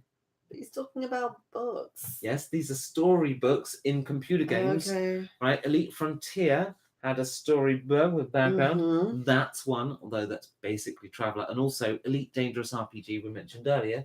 Mm-hmm. So that one, that's my third. I don't know, corporation. Depends what you want. Like, corporation. Yeah, exactly. Like for me, a sci-fi book for gaming ideas would be something like something classic like Fahrenheit 451. It's a fantastic book. I would kind of call it sci-fi because it's very dystopian, but at the same time it's in the near future, but it's also kind of an ambiguous setting anyway. I don't know, what kind of thing do you want? Actually, I'd really like to try doing something like, I don't know, diesel punk or ray punk. What about post-apocalyptic? Because there is a system specifically for post-apocalyptic, like Mad Max style. Do you need a system for doing that? Not necessarily, but it's still intriguing. The only time, right, you do need a system for sci-fi stuff because equipment. Yes. Right? You don't want to have to go and create all that stuff and Yeah. balance it. on Or the for fly. example, But I don't know if you need a system for Mad Max because, like, it's got a gun. Oh my god, he's actually got a gun. Does he have bullets? We don't know. yeah, well, that's the thing, because it's like in Mad Max type stuff, not only are the weapons very different from, say, fantasy, but also they're not abundant whatsoever. Yeah, so you just So house rule it on the fly, don't you? Well, yeah, but some people don't like to do that, so. But what I was going to say was another type of system you need is, say, for sort of non-D&D style fantasy. So, like Lord of the Rings, for example, is a bit different. It has different magics and species and stuff. That's not answering that question. No, it isn't. But it was your question. What? It was answering your question. What question was that? Well, not your question, but I was developing on what you were saying. Oh my god! You know what though? Like when it comes to pop, it's what inspires you, and for me, I actually find inspiration more in film than books. Like the recent Hollywood remake of The Ghost in the Shell. Mm-hmm. The film had some flaws. I do prefer the original. I actually quite liked the film because I think what they did was they added some twists, but it was still the original story, but they added their own. Yeah, they did have a few, so there were some surprises there for people who knew the original film, as I did. But anyway, not the point, the whole white and everything else. But what I really liked about that film was the world building. They did these big, wide camera angles of this Blade Runner-esque world that was more Blade Runner than the new Blade Runner film was. Yeah. And it was cool and I loved it. And anytime I think corporation now, I'm thinking high street like that. And I kind of want to just, I'm tempted to buy the Blu-ray just to rip those camera pans out, and just go, like this, guys, like this. This is the scene I'm describing. What was that movie that we watched that you'd seen before and I really hated the main character? There's many. It was the sci-fi one with the kind of weird egg things. What? Egg things? Yeah, like the not eggs, like the pearls. Oh, Valerian. Yeah, Valerian Tale of 1,000 Planets or something. Yeah. Yeah, I thought the world building in that was quite interesting. Yeah, it wasn't bad. It wasn't bad at all. And I like some of the things in Jupiter Rising as well. It's kind of a shame that flopped. Go out, watch more sci-fi films, people, because what's happening? Sci-fi films are getting released, but they're flopping in the cinema because they're not Avengers. I'm sick of Avengers films. Stop going to the cinema for those. Go for random sci-fi like Jupiter. I went off a long time ago anyway. Yeah. So, right. So we've done. Have we play again? Which RPG do you think deserves greater recognition? My one. Apart from your one. Okay. Oh, there's a good suggestion from Fenland Ghost. Morrow Project. I don't know what that is. Old school. Hello, Lord Morbius. Yay! You probably made that comment ages ago. I don't think it was that long ago. Oh, hello, Fuke. Fuke Enterprises. Fuke Enterprises. Thank you. Fuke. I'm assuming it's Fuke. Fuke. Okay. Hello, Fuke. Yes. Fuke. Welcome to the channel. You have found that corner of the internet. If you want to be part Yorkshire, it's Fuke. Well, that just sounds like fuck. Yeah, exactly. All right. So, what do you want? Any advice on the best way to run an online game? I've never done it. I don't know. Yeah. Joking. I'm sure I did a video ages ago about how to run an online game versus a real life game. No, you did convention game. No. I'm talking really old. Oh, that old. Yeah, I did, because I was talking about how you've got a restricted, frame because of the camera. So there's only so much imagery you can work with, and things like that. But I think advice, if you've done real life games before, is you've got your restriction with, the camera here. So there's only so much you can work with. You can't do stuff down here. People can see it. But things like share screen is really, really good if you want to sort of show any imagery, or even if you want to do the grid stuff. I don't tend to do that very much, but some people like to go the full Roll20 Fantasy Grounds thing. It's really up to you. You need to put a lot of fervor and charisma into your voice in particular, because people will be listening to your voice, especially as you're just sort of sitting in the same place, so your head's not really doing very much, but your voice is doing almost everything really. And maybe work on a couple of facial expressions as well that you can use. I think I think actually there are two kinds of online game. Mm-hmm. There's broadcast and non-broadcast. Yeah, that too. So for non-broadcasting games, you're naturally going to be more casual anyway, and you're just kind of chatty and whatever. But yeah, with broadcasting, you're naturally going to be more kind of, okay, I need to put a show on. And I don't really think about that once I've done the intro and with the exit. everything. Not deliberately, No, I know. but like once I've done the intro and the exit, I don't think so much about that. But I become very aware of the fact it's broadcast when somebody's doing something that isn't cameragenic. Like if somebody's being like just goes off and meta or something, and I become very aware of the fact that there's an audience that just left or something like that. Oh, I don't think about that at all. I would find that too stressful to think about, so I just choose not to. Here's the thing though, as a general rule, I think the online community of role players is on the whole more serious. Yes, definitely. Than your real life, your general, your friendly local game store. Yeah, definitely. And that is something to bear in mind. That, but it all comes down to that age-old online advice, which is to do a session 0. Yeah, like every online role player will say, do a session 0, establish your ground rules before you begin. You know, as to what kind of game you want to do. But my approach to that is a little bit different, I think. Yeah, but also it's good to break the ice, especially if you're playing with people you've never met before, which is quite possible. I think the thing about session 0 that some people do, that I want to do differently to other people, is that so many people still, I mentioned this earlier, so many GMs kind of force this, right, this is what we're playing, I force this through, and this is the tone, this is the game, and such. Whereas actually, I'd rather have a discussion of not who wants to run a game, okay, you're now the dictator, but instead, what is it we want to play? Do we want to have fun? Do we want to do serious? Do we want to do blah, blah, blah? And, you know, we did that with ours the other day, didn't we? We decided what we want. And that I was kind of in a, I'll do anything.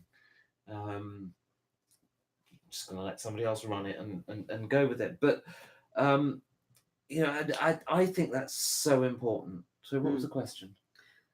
Oh, yes, for any advice. yeah, just be aware that generally, the players are a bit more serious. Yes. So what, apart from your game, deserves greater recognition? I just messed the thingy up. Oopsie.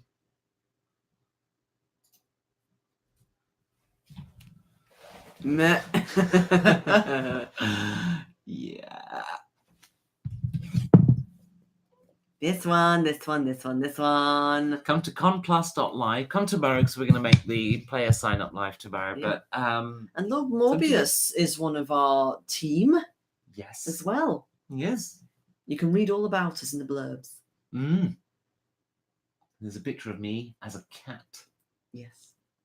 And me as a Christmas pudding sunglasses. Question. Yeah, so for the third time, apart from your RPG, which one do you think deserves greater recognition?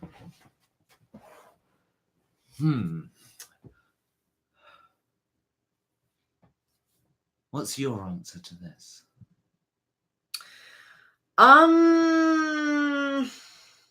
For me personally, I'm not really sure. I know what my thinking is on this. I'm kind of waiting for. There have been 2 generations of RPG games, right? The old school games and these newer, more story-focused games. And even though 5e isn't one of those, like D&D 5e, it is still influenced by this sort of second generation thinking of let's improve the game, let's make it better. And for me, I'm kind of waiting for the third generation, and I kind of hope in some way that what I've done with AFA, at least kind of, even if AFA is a failure in every sense, I hope it at least inspires this thought that is, let's create games that either A, solve the problems, or B, bring something new. Because there are so many RPGs that come out. Like I played one a year ago now called The Black Hand. It had a nice little mechanic for things wearing out. That's great, but We I also didn't did need Blades to in the have that. Dark as well. Yeah, did that one too, but again, didn't need anything it offered. It didn't solve a problem at the table. In fact, it created some new ones, that one, in the way that it played. And that's kind of what I'm waiting for. I'm waiting for this new generation of games that say, you know what, let's create a game that helps people act. And that would be great for people who want to play games where they act more. And then let's create a game that solves wallflowers. Let's create a game for that just solves the problem with dice cheats. Let's create a game. So these are all kind of mechanical things, because stories, I don't take the stories that are in the books. I've never run D&D in Forgotten Realms because I think it's a rubbish setting and dull, but I've run many D&D. I just make a setting. You have always used the corporation setting, though. Yeah, but I blew it up. You did, but I've blown up my own homebrew as well. I think corporation's a bit different because sci-fi is a bit different. I think corporation could do with some more recognition, but then I always say that. Yeah, corporation RPG could do with more recognition. And yeah, sci-fi is kind of the exception because the splat books, if you like, the equipment list is so endemic to the system. That kind of defines your setting, so there's less room to homebrew with sci-fi. Yeah, that's true, actually. Yeah. Whereas, yeah, you just got sort of quite crude weapons and. Okay. Name a game that has had an impact on you in the last year. Impact on you last year. Can you even remember all the ones we played at the expo? Yeah. Did we play 3 or 4 in the end? I don't know. I think we played 3 because we missed one on Sunday. So I did a Cthulhu game while you were in the Masters. Then Saturday we did Star Wars Age of Rebellion. And then Sunday we played that. What was it even called? The Thomas the Tank Engine Acme crazy ass Looney Tunes one. I don't remember. With what's his name's own system. Yeah, I don't remember the name of it, but it was something like Looney Tunes and Zombie Thomas the Tank Engine. Yeah, basically. It was definitely interesting, but I wouldn't say influential in any way. So it didn't change me in that sense. I suppose impact. No, it's got to be the corporation game because it reminded me to have fun at the table. All right. Because that was very zany and over the top. So corporation RPGs, love for corporation RPG going on here.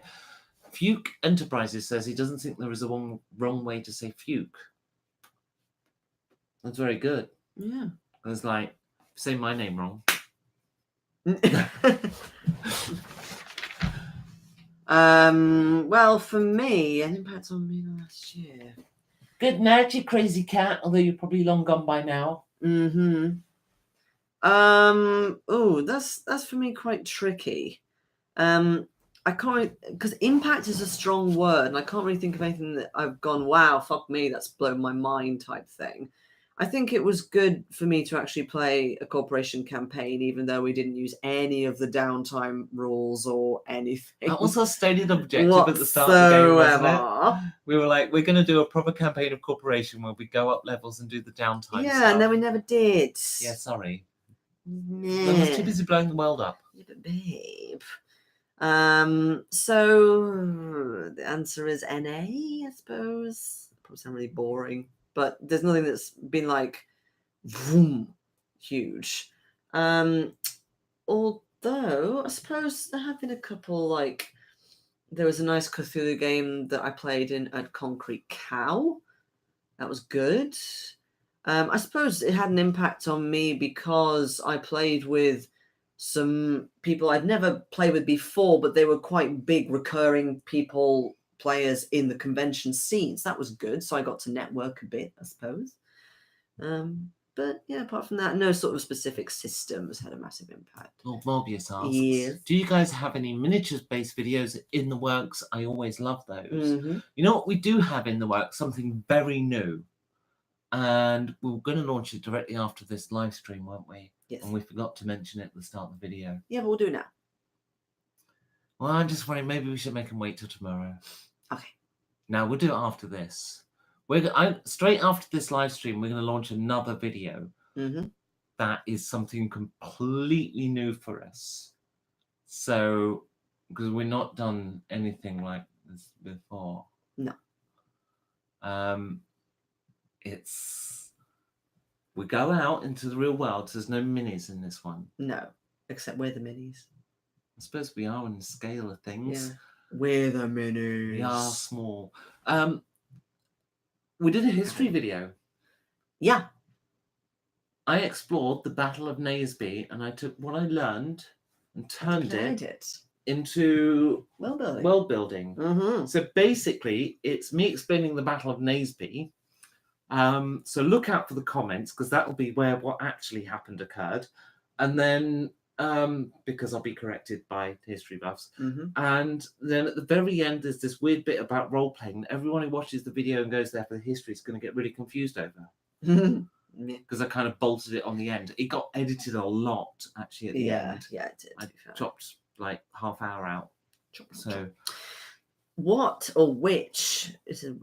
is your gaming ambition for the next year? Gaming ambition? Yeah. Well, I can't enter the World Championships because I'm an organizer, so I want to win the Cthulhu Masters for a second time. Okay. That's my Is that your only ambition? I want to sleep with my favourite GM. You do that already? Oh, yeah.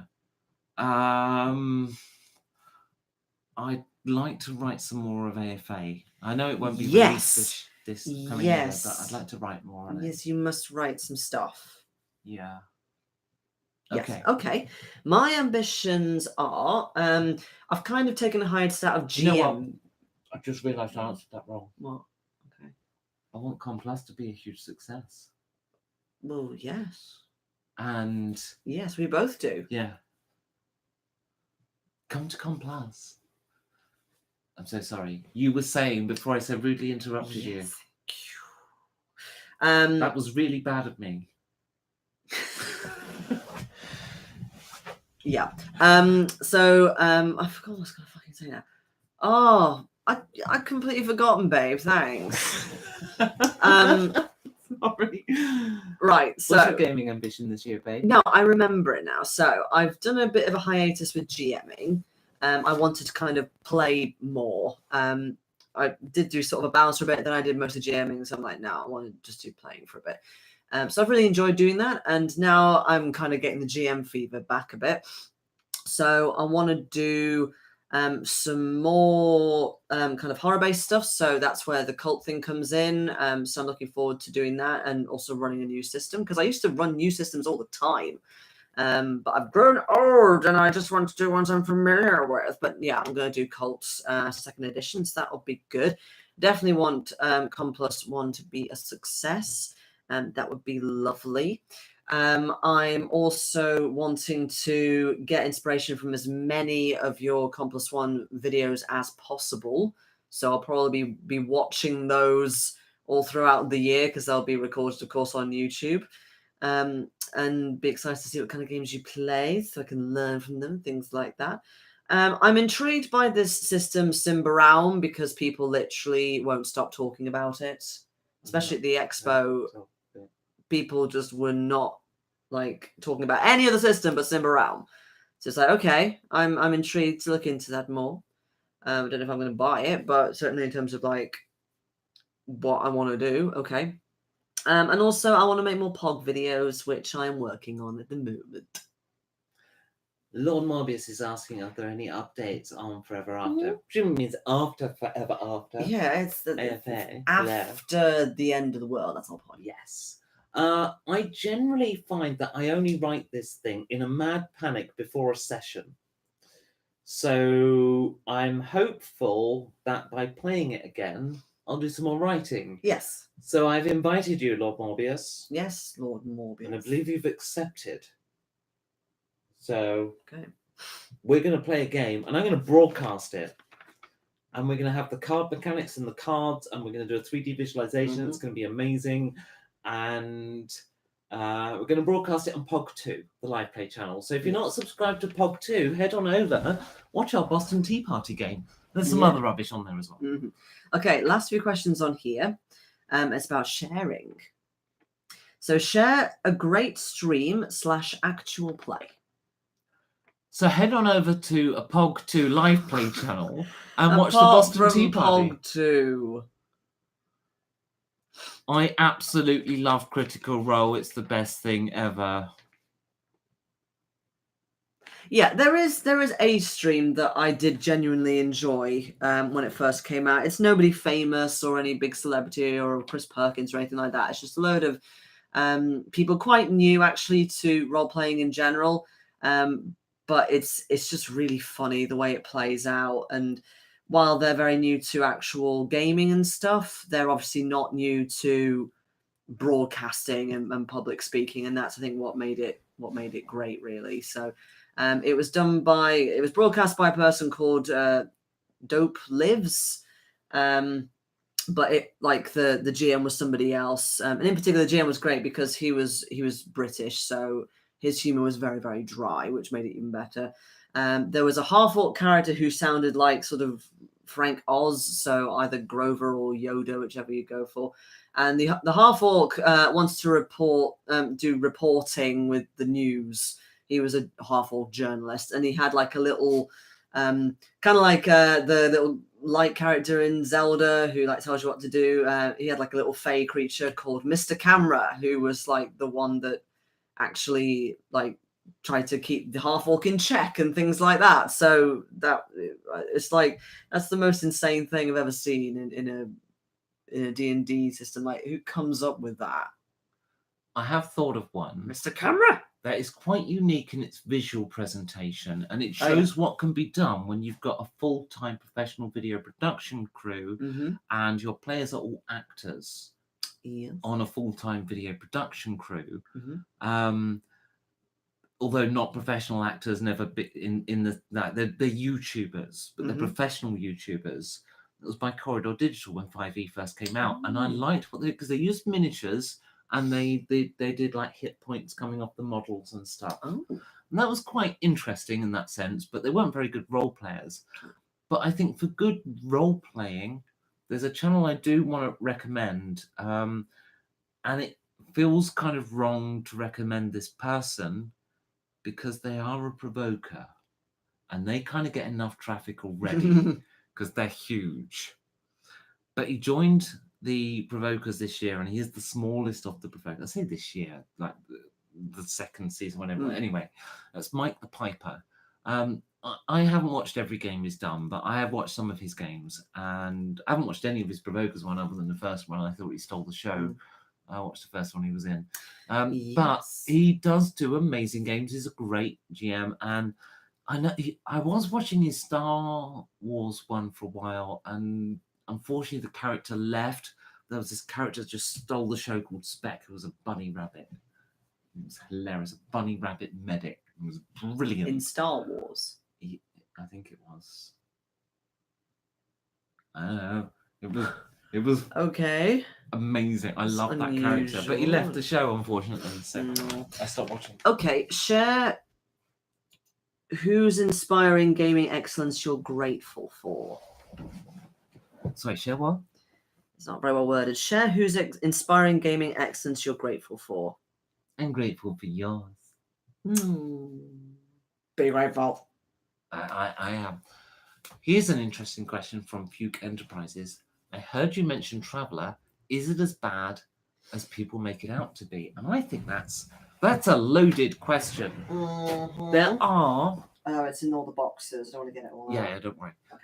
Look, there is an old edition of Traveller from the old school days, which I thought the setting is amazing. It's fantastic. But it has all the classic problems of an old school sci-fi because they didn't know any better back then. including character death during character Yeah. generation, which is crazy. Why would you do that? There is a new edition of Traveller that came out this year that I've not read or played, and I can't really comment on that, but that is a more modern game, and I hope they've solved all those old Is problems. that the new edition? Yes, it is.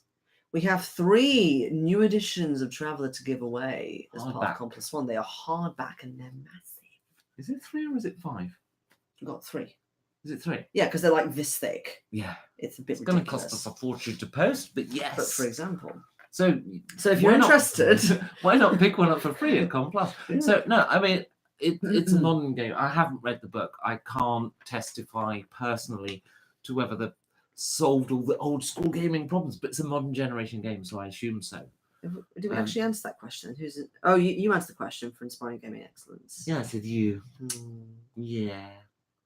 What's the next question? Well, it's very easy. Share a friendship you have because of RPGs. This one saw a copy of Corporation RPG in the background of one of my videos, mentioned it in the comments on a YouTube video, and now we're engaged to be married.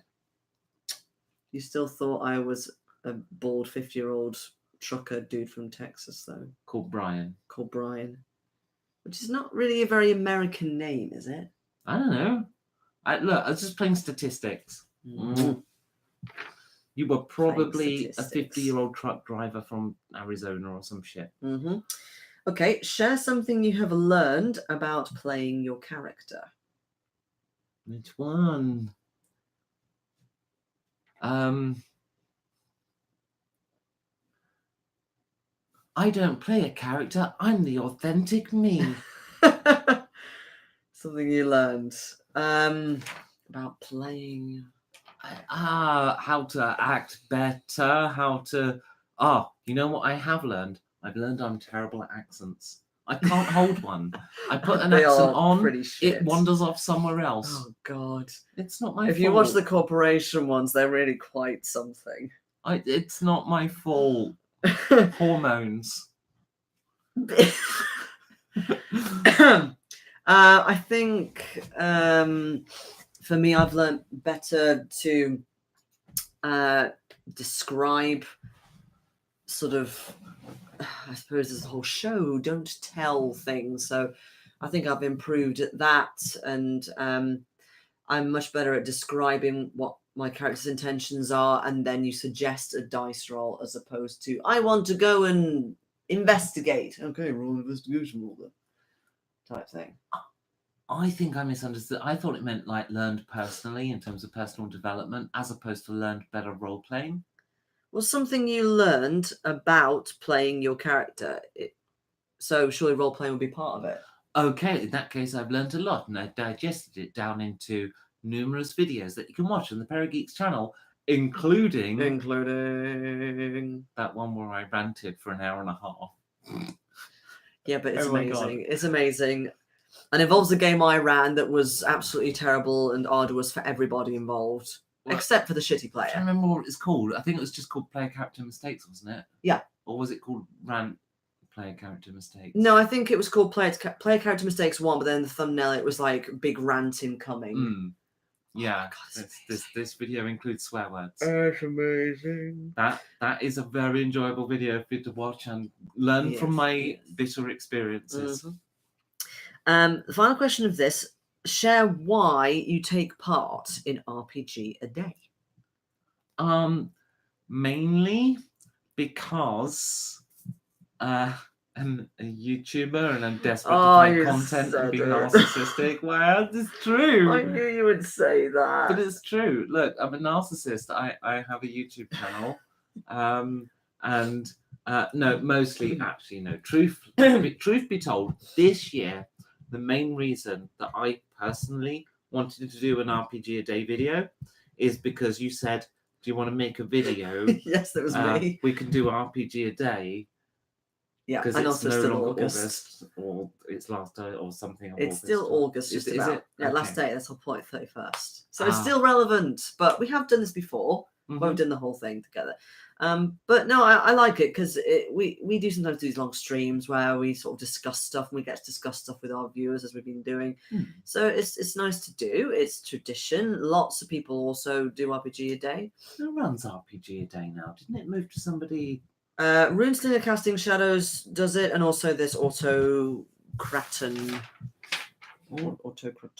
I'm sure last year it was done by somebody we know.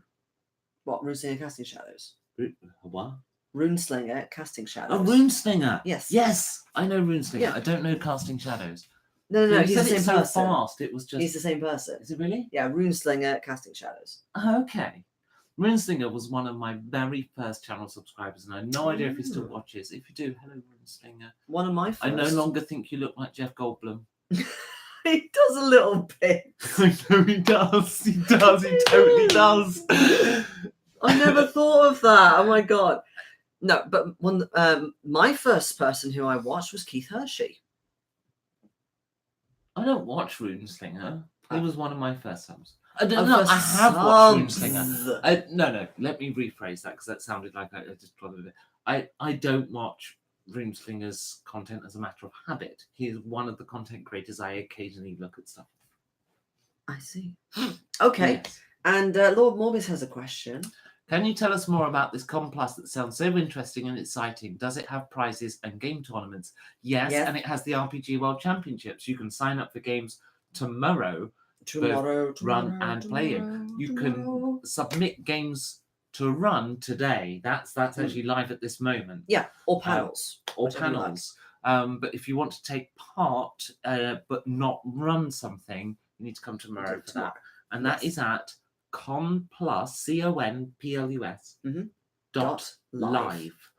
No www. Just conplus. Not necessary. That's ridiculous. Why people put www. It's a mouthful. It's like just going to wear out the W key. Conplus.live. That's the one that runs forward in the first person. While you're there, you can also get coasters and T-shirts, and all the money goes direct to Child's Play.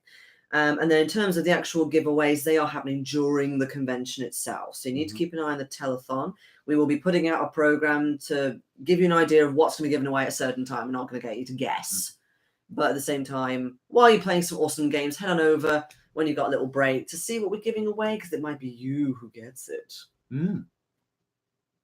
And we've got so many prizes this year. I'm very proud of this.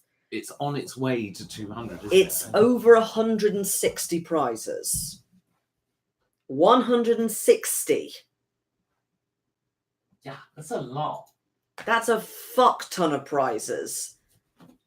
Like, you're almost guaranteed to win something with that. Yeah, pretty much. Crazy. Hopefully one person wins all the postal stuff. It'll save on postage a lot. That'd be hilarious. Yeah, also clearly rigged, so we won't be doing that. So yes, there's lots of prizes, big and small, some little extra ones on the side as well, and all that will be revealed on the website very shortly. Yes. Yeah. That's that. I think we've answered all questions. On there. The chat seems to have died. Either died or vanished. That's the YouTube. Why isn't it showing on that page? I don't know. That should show. Oh, it just appeared. Right. Okay. Well, there we go. So, it is the last thing. Yeah. That's it. We've run people out of questions. Basically, they want to see the next video, don't they? Yes, they do. Because we're going to put that out right now in a few minutes' time. So we're going to say bye-bye and stuff, and new video coming up on this channel. Battle Naseby. As soon as I press buttons. Okay. Bye. We'll see you in the next video. Bye-bye. Go to our Patreon. Subscribe.